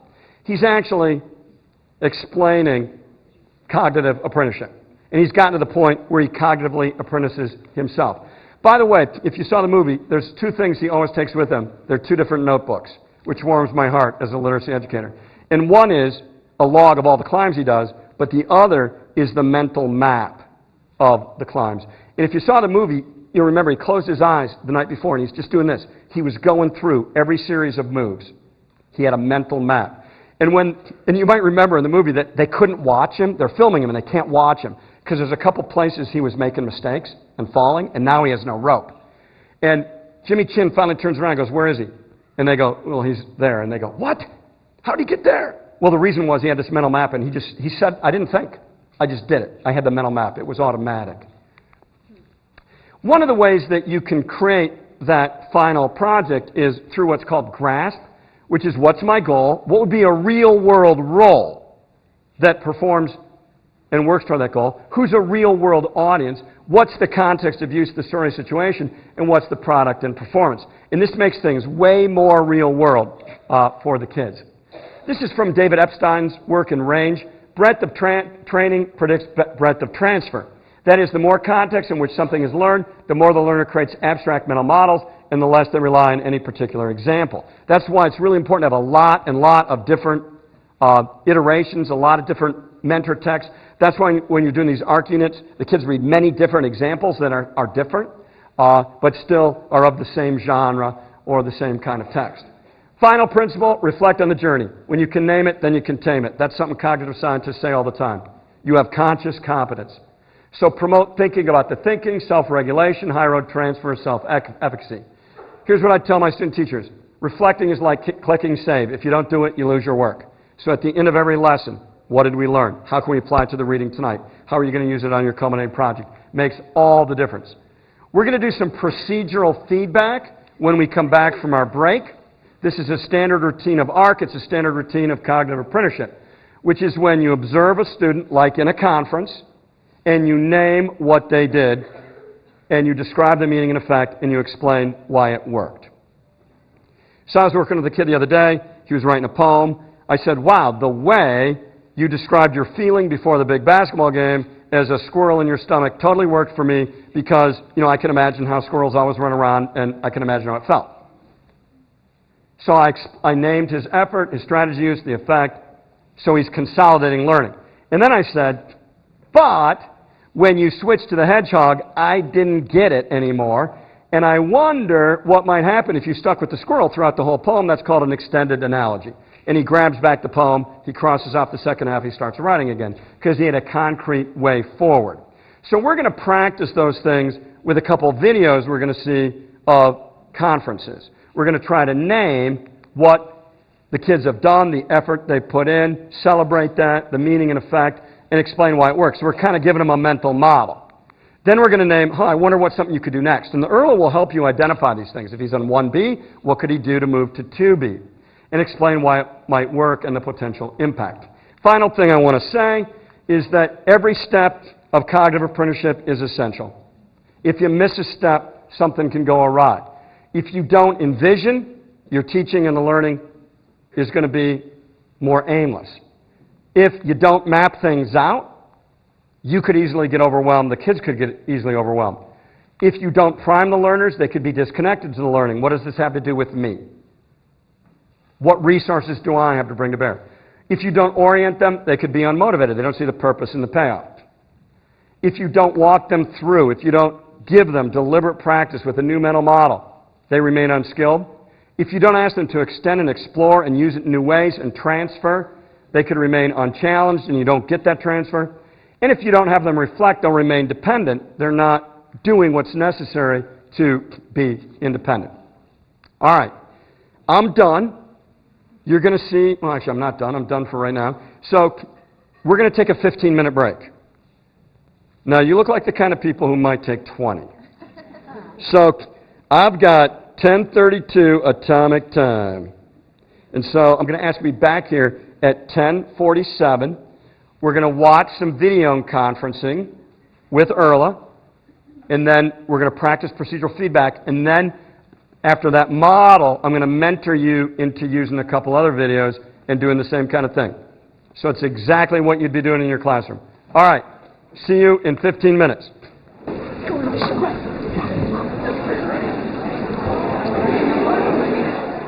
All right. We are back at it. See, I told you you were the kind of people who would try to take 20 minutes. Hey, a couple of things that people came up to talk to me about during break. So, number one, a couple teachers who have multilingual kids were saying, wow, this sounds like SIOP and Vested. Yes, Vested and SIOP are guided inquiry, cognitive apprenticeship approaches to teaching multilinguals. So right on. I had a gentleman come up, he said the school he's in is going to IB. He said, this is IB. Yep, IB uses a guided inquiry through cognitive apprenticeship approach. A couple people asked me about my book. Thank you so much. In the book, we've got a chart, a 2-page chart that shows all the guided inquiry approaches, cognitive apprenticeship approaches that are used in American schools, and how Empower captures all of them. And we apply Empower to IB as well as these other approaches like Vested, SIOP, whatever.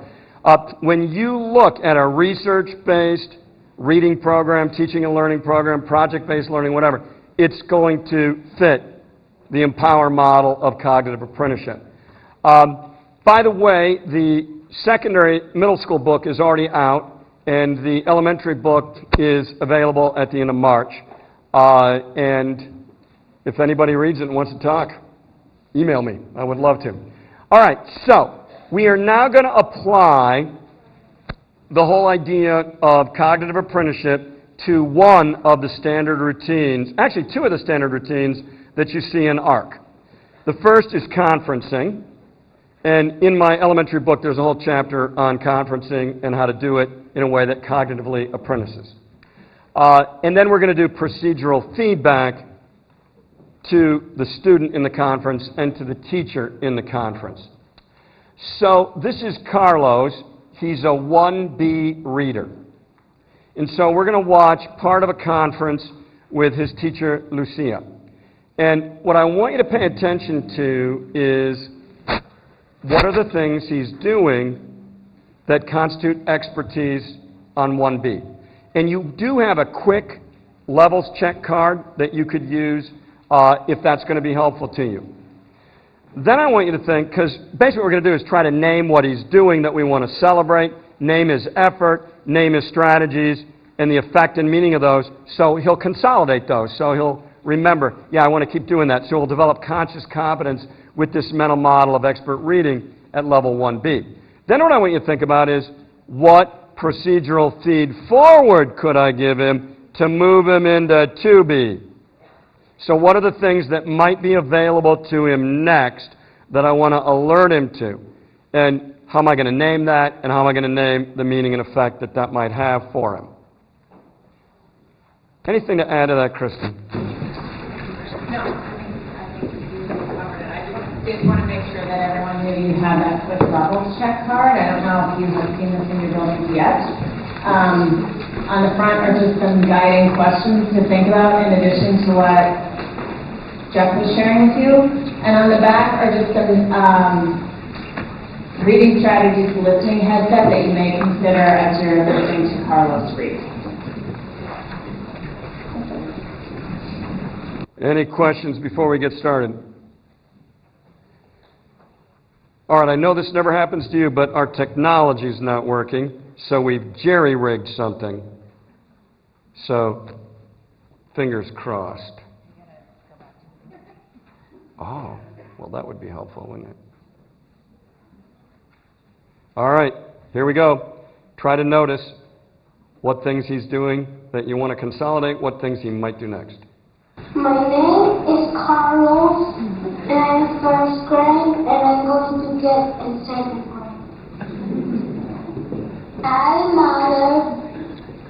A mother bird sits on her eggs. The egg humped. Oh, said the mother bird, my baby will be here. He will want to eat. I must get something for my baby bird to eat. He said, I will be back. So away he went. Out came the baby bird. Okay, so what is happening in this story so far? This story, the mother of the bird, he was thinking that he needs something to eat. So he fly and go find some food. Then when he was flying, the bird came out. Came out of the egg. How did the mother bird know that her egg was about to hatch? And what makes you think that? Because I was moving, and I was hot, it's hot. Because the egg was moving? Yeah. And what part of the story or the images or the illustrations tells you that?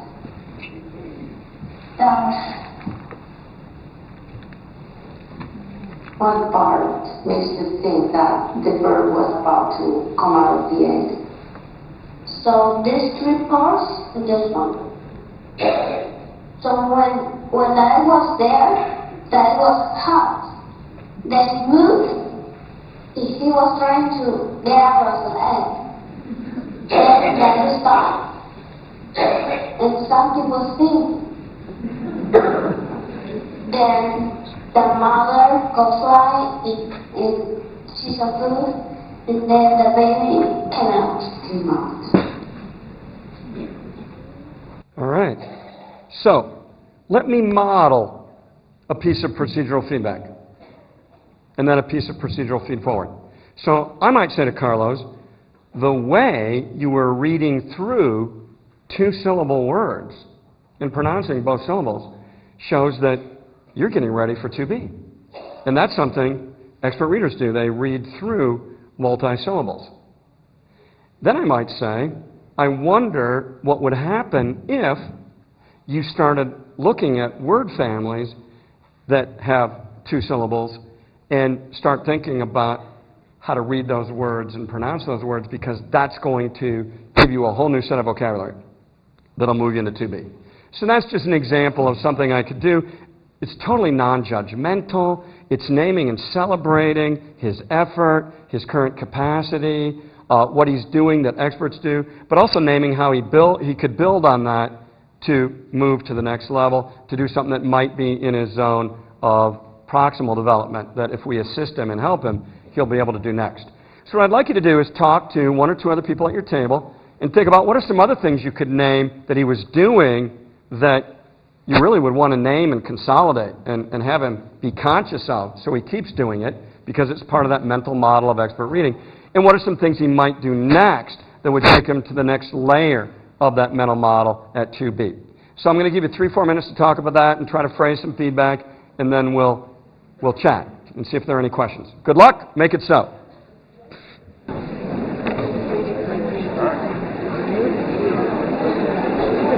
All right. Stop learning. All right. Any comments or insights?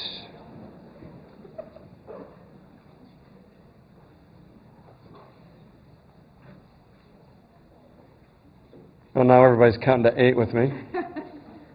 Does anybody have some procedural feedback or feed forward for Carlos that you'd be willing to share?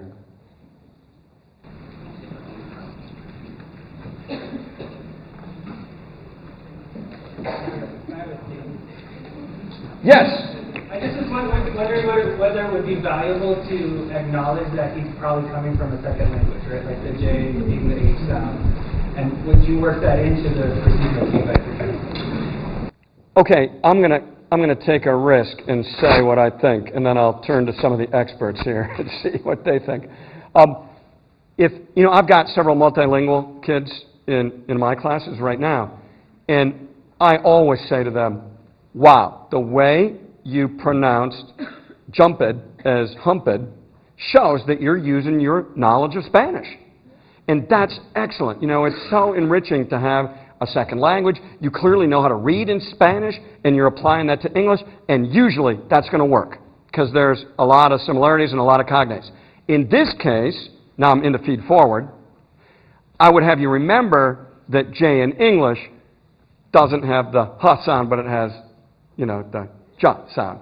And then maybe I'd practice with it a couple times. Jumped. And sometimes you don't even have to name something like, I don't think I'd name the hump bed.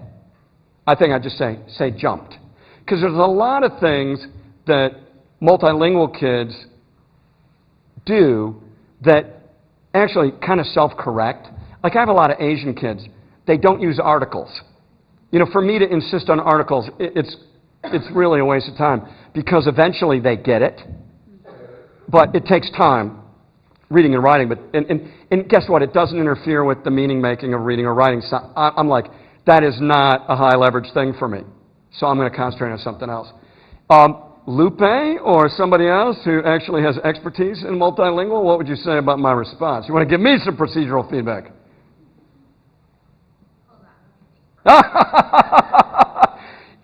While she's thinking, I just want to say, if you can provide procedural feedback, you have a mental model of expertise because you're naming what they did that was expert and why it worked. And if you can name the feed forward, you're naming the next thing. So it really requires a lot of expertise from the teacher. And again, that's why the ERLA is a great mental model and scaffold that helps you. Lupe? What procedural feedback? Would you have for me for my response? I would say that the way in which you honor the student's identity and affirm them was powerful because it allowed the student to use all of his repertoire and apply it to his reading. Well, I'm feeling really good. You got any feed forward for me?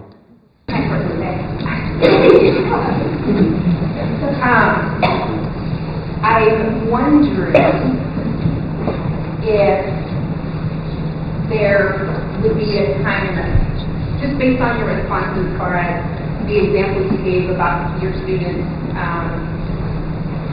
that come from Asia, or I'm wondering if there, as we are conferencing with students that are multilingual, if there's a time and a place for us to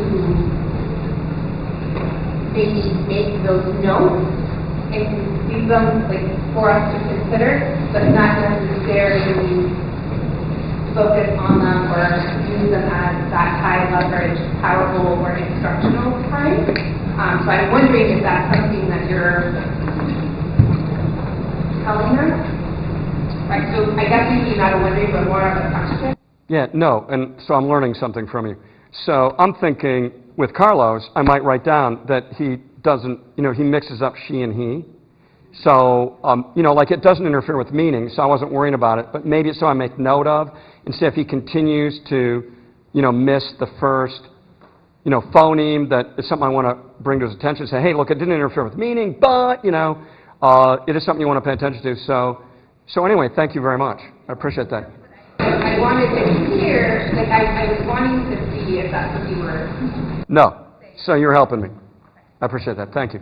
And that was very generous of you to assume that I might have been thinking that. Now, notice what happened here. In research on feedback, typically what happens is, what we all do, and this is true of teachers, is we'll say, good job, Carlos.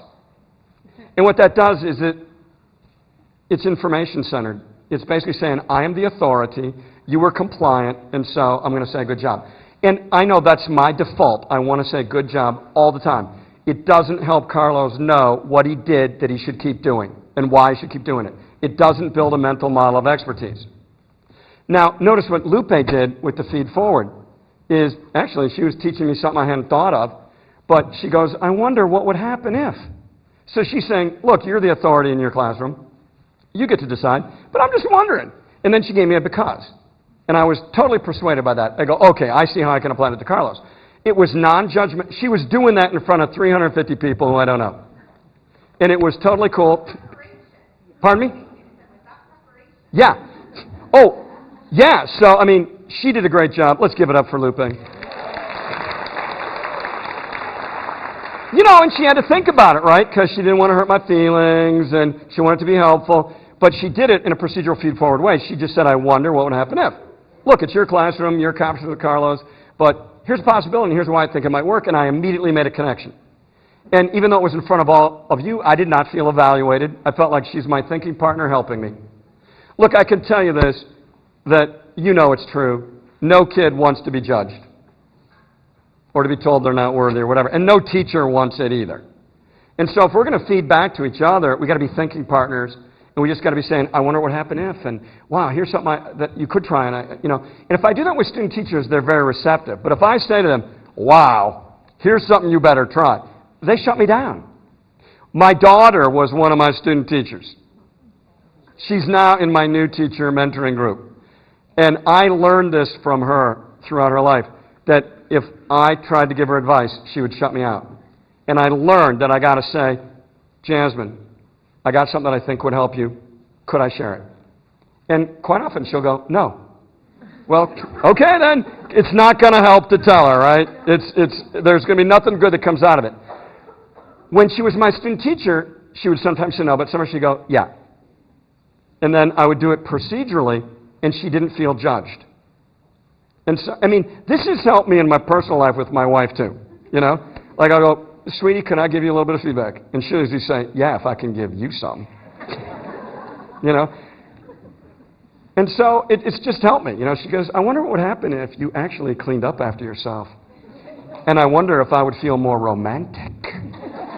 And wow, I've got, you know, if that's the meaning and effect, count me in, you know? But it's less judgmental, it's less evaluative, it makes you both be on the same team. So it's really, really helpful with colleagues, with kids, and with learners. All right, here's what we're going to do. We're going to watch another one. Now, I kind of modeled. I did a lot of modeling here. Lupe did some modeling. Now, you're going to be a little more on your own. We'll help you, and you got somebody else, one or two other people at your table to help you. Notice some things that you want to consolidate. What level is Fiona on? 2R. Okay, so this is 2R, so you can use your quick levels check. You know, what are some things you want to notice, celebrate, name the meaning and effect of it, because you want her to build that mental model consciously and you want her to keep doing those things. And what might she do to move to the next level? So you're going to be a little more independent here. My name is Fiona. I'm 8 years old and I'm now an lady who swallowed a ball. I know an old lady who swallowed a roll. Just swallowed it whole, the entire roll. She swallowed the roll to go with the cider that rumbled and mumbled and grumbled inside. She swallowed the cider to moisten the pie, that Thanksgiving pie, which was really too dry, perhaps too dry. I know an old lady who swallowed a squash. Oh my gosh, a fat yellow squash. She swallowed the squash to go with the roll. She swallowed the roll to go with the cider that rumbled and mumbled and grumbled inside her.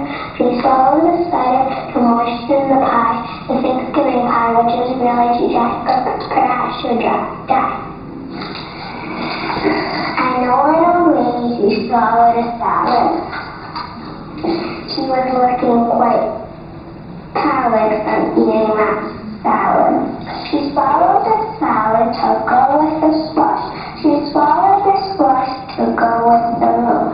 She swallowed the roll to go with the cider that rumbled and mumbled and grumbled inside her. She swallowed the cider to moisten the pie, the Thanksgiving guy. Perhaps she'll die. Okay, let's stop there. So Fiona, what was that story about so far? I know you haven't finished it, but what's it about so far? It was about a lady who ate a lot of stuff. Okay. It's about it. And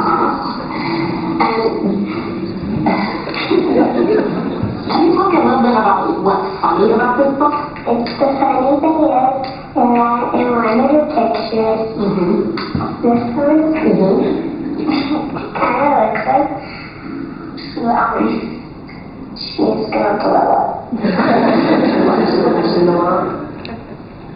She gets that. Oh, okay.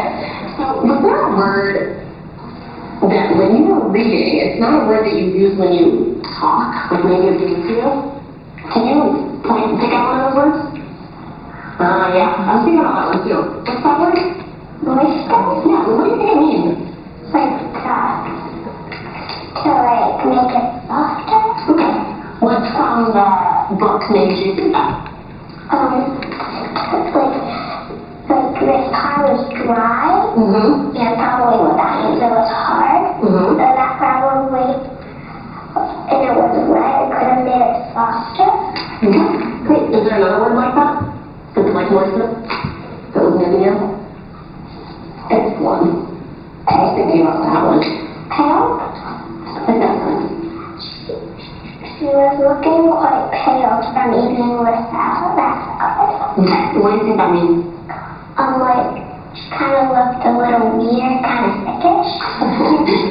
What made you think that? What from the book made you think that? The picture. The picture. Like on her face. Great. All right. Now, I'm going to ask you to work with one or two other people and to think about how could you phrase some procedural feedback. Instead of saying, good job, Fiona, say the way you did blah, blah, blah had this meaning and effect for your reading. And, therefore, I want you to keep doing that. By the way, doing procedural feed forward first addresses a lot of the research on feedback triggers.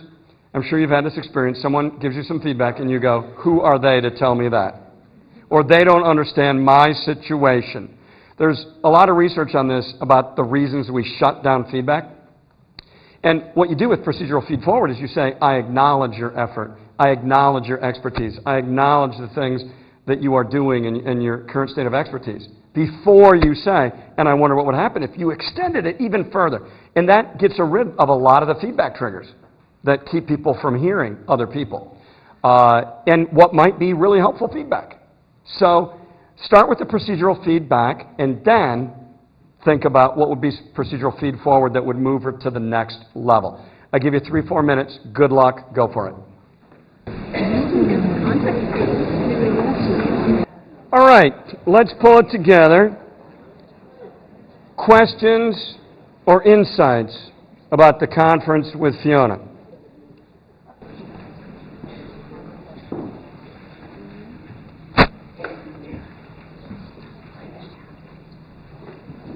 Yes.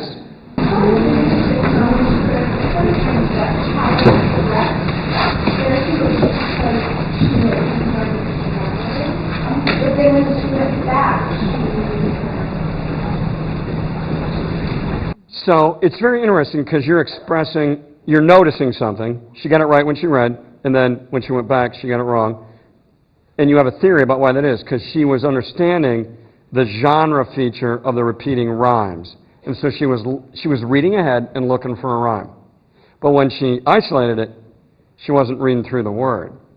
So that may be a very interesting thing in a conference to say, Fiona, when you read this, you said palate, which rhymes with salad, which is correct, and then you didn't do it here. What do you think's up with that, and what should you remember? You know what I mean?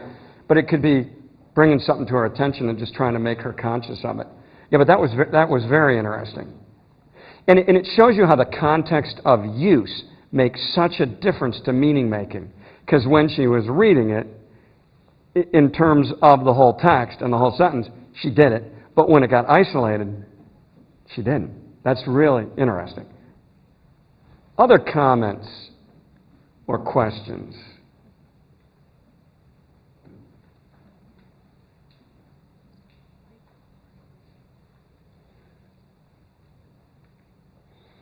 Anybody have some procedural? Oh, yes. I was challenged that I'm wondering if when she went back and looked at the holiday, she was making because she was knowing the base word tail, and so that was the step. So we worked that out. Do you know, well, let me give you some procedural feedback on your procedural feed forward, because notice how you said, I wonder if. You were expressing a growth mindset about her. And I would argue that even if you're wrong, that's a great thing to do. Like I would say to her, the way you noticed that pale was the root word and that pallid was, even if she didn't do that, man, that's great. Because basically you're attributing something she should be doing to her. And, and that's very helpful. I've had that happen with kids where I'm feeding back, and I'm not sure if I'm right about what they're doing, but I had a kid say to me once, he goes, wow, maybe I could get good at this. Because I was just basically celebrating and naming what he should have been doing, assuming that he was. And, and then he felt really validated. And it was a kid who was a struggling reader, so I think it's a great move to make that assumption and name it. Other comments or questions? Yes? So what I noticed is that the coach is listening to her read and is having that growth mindset of what does Fiona need next. And I don't know if you all noticed this as well, but the coach began asking Fiona questions about meaning, which is a white level skill. So we're shifting from 2R foundational to academic vocabulary in white. So even though she was reading a 2R text, the coach, I'm wondering, and I noticed the coach is putting that feet forward and asking Fiona ask if she noticed any words that went in for her, and then to make meaning of them. Thank you. When I'm conferencing or I'm teaching the teachers I work with at the conference, my 2 rules are the kids better have something that they know they're doing well, that they can celebrate and why it works, and they better have something to try.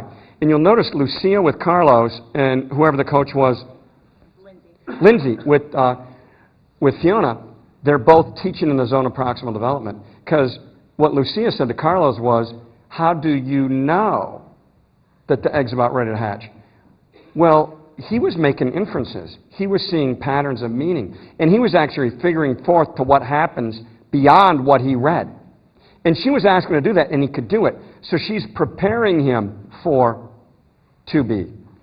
Just like Lindsay is preparing Fiona for white and the active reading strategies. So that's really expert teaching where the kid feels celebrated and endorsed, but also sees a way forward, something to keep trying and to do new. I do a lot of teaching, but I also do a lot of coaching, and I'm a Nordic ski coach. And, when I get kids, it does me no good to say, you're not balanced. You're not getting over your ski. That doesn't help them. But if you go, wow, I notice that you're really trying to drive your knee, which gets your weight over that, and I wonder what happens if you would try a no-pole drill and just get totally on each ski and push the pole to get over it. That gives them a strategy for the next thing they need to be doing. I validate what they're trying to do, and I give them a strategy to extend it. And that's pretty obvious when you're a coach and things are really visible. Reading and writing are somewhat invisible. So we have to know how to make those things visible and celebrate them, but also name and give a strategy for a way to practice it deliberately moving forward. Any other burning insights or questions?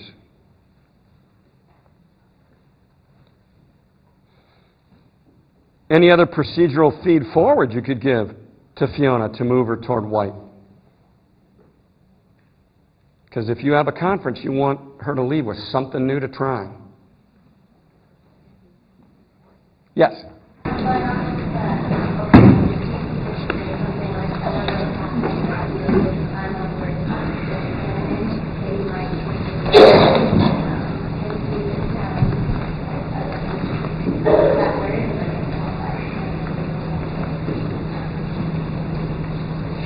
The way you provided a way forward and a specific strategy to try would help her elaborate her repertoire and move into white. Anything else that would move her forward?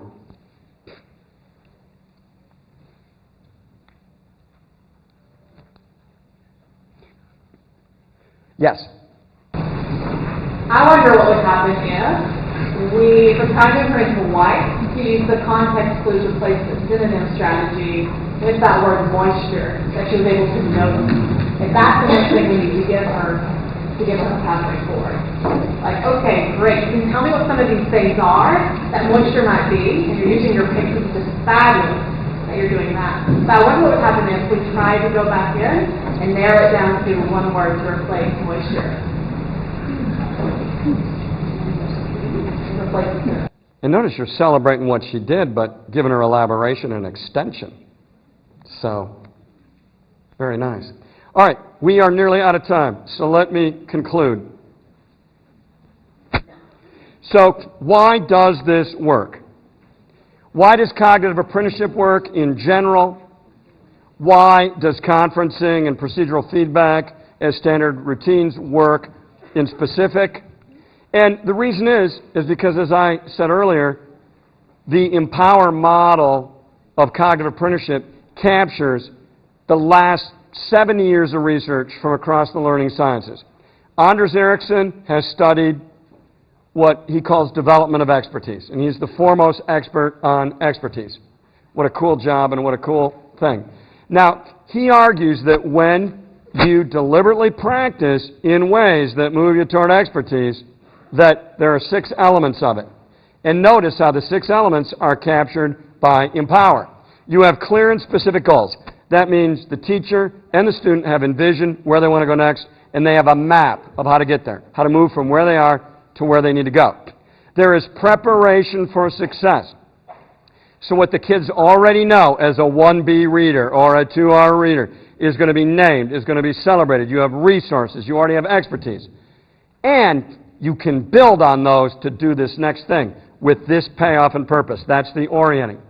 Then you have focused, deliberate practice, where you're consciously practicing what the next more expert move or moves are, which is what Rihanna and the woman over here suggested that we do. You push beyond your comfort zone.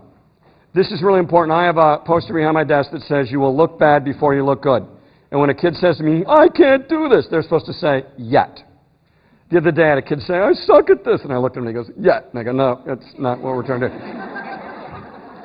If you can't do something, that means you're learning. That means you're struggling productively in the zone of proximal development. When my kids say, this is too hard, I go, excellent, now we're learning. Because if it all is going great, that's zone of actual development, and you're not learning anything new. So you got to push beyond the comfort zone. That's true for us too. If you're doing some of this stuff, which as I said is way harder than informational teaching, if you're trying it out, if you're trying to frame procedural feedback, procedural feed forward, and it's a struggle, excellent. Lean in. You're learning something new that's going to have huge benefit for you and your students. You need to receive high-quality feedback. That's part of the reflection. That's why we practice procedural feedback, because it eliminates feedback triggers, and it's actually helpful to learners in building mental models. And all of this is in service of developing a mental model of the expert task. So the 6 elements of deliberate practice actually go through the process of Empower. So I passed out a handout that's from the conferencing chapter in the Planning Powerful Instruction book. And you can see there's tons of types of conferences. What we try to do in our reading intervention classes is make sure we conference with every kid at least every other day. Now, if that sounds crazy, a lot of them are like 1-minute check-ins. They're coming into the classroom. Hey, what are you reading? What's something you're having trouble with? Hey, what's something that's going well? What's the favorite part of the book? You could do that. That's a kind of conference. It's building relationships. You can build off that. So there's a lot of reasons to do conferences that go beyond, an ERLA conference, which is much more formal and much more in-depth.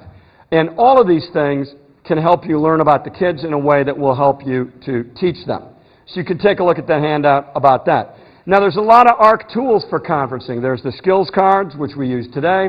There's the formative assessment protocol, the procedural feedback cards, and the conference planning protocol. So there's a lot of things there that are meant as mental models of how to run a conference or how to provide feedback that you can extend and adapt based on your individual kids and your situation. So these are scaffolds that eventually you'd be able to get rid of. Now, what's your current mental model of an effective conference? What kind of map do you have for how you'd want to proceed with one? And because mental models are very generative, that's going to continue to develop as you do conferencing. And you're going to continue to add things and delete things and revise things. Final point is that the point of all teaching is what cognitive scientists call high road transfer. In other words, you want your students to learn something today, they will apply to their reading and writing tonight and tomorrow. Now, the research on high road transfer shows that it very rarely occurs. In fact, there have been some cognitive scientists that argue it's so rare that it doesn't exist. They've been proven wrong. What does happen is low road transfer. So let's say, I went to the Missoula airport, let's say I rent a car, and it's a stick shift. It's a 5-speed. It's different than my Toyota Corolla. Well, I go in, it's low road transfer. It's basically the same task, right, with very little adaptations. But if I go to my grandfather's farm, and he's got a Massey Ferguson tractor with 3 clutches, now I got to do high road transfer. I got to go, what is a clutch for? What is this clutch for? What is that clutch for? And all of a sudden, I've got to think with principles of practice. I have to have conscious competence to have the high road transfer because it's actually a different task. It's not the same task. This goes back to deliberate practice. You have to give students lots and lots of deliberate, mindful practice in using the mental model and in articulating the principles to cultivate transfer. You'll see this in ARC, the practice, practice, practice with those new skills for the new level. Final slide. This is from the research on transfer. Transfer must be the goal of all teaching, and it only occurs through 3D teaching and learning, which is knowing, thinking, and doing. In cognitive science, understanding requires that you know something, you can explain it, you can talk about it, that you can apply it and do it, and that you can think about it, you can metacognate about it, you can reflect on it, you can self-monitor. So this is a summary of the research on transfer. It only occurs if students have command of the knowledge that is to be transferred, which you achieve through lots of deliberate practice and conscious competence, where you're naming the mental model and building the map. So that's knowing. If students get plenty of practice in applying meaning-making and problem-solving strategies to new situations, so deliberate practice, doing, that's why you want lots of different kinds of text of the same genre, so the kids see the variations, and they're practicing, applying. If students have a theoretical understanding of the principles to be transferred, that's conscious competence. So that's knowing why and how. That means they have a mental model. If a classroom culture cultivates a spirit of transfer that encourages students to bring knowledge forward to new situations and shows them the benefits of doing so. So that's why I always have deliverables, culminating projects we're working for that the kids know about from the very beginning, working always toward immediate application. So that's the thinking. Now, in that spirit, I want you to take the last 90 seconds to turn to a partner and say, what's something you learned today about learning theories in general, or about specifically providing procedural feedback or running a conference that you want to try as soon as you see your kids again. So talk about that. That's that consolidation, that imaginative rehearsal for transfer. 90 seconds, then we'll conclude. All right. Let me pull you together, please. Okay. I know that was a full court press. I hope I provoked you into continue to thinking and talking about things for the future. I want to thank you. I can't think of anything more worth doing than what you do. I can't think of anything that's going to impact the quality of your students' live-through experience throughout their lives than what you do. So I thank you for doing it and for being dedicated to doing it as well as you possibly can. And as I say to my 10th graders at the end of every class, and they think I'm crazy, go forth and spread sweetness and light. So have a great day, and thank you so much.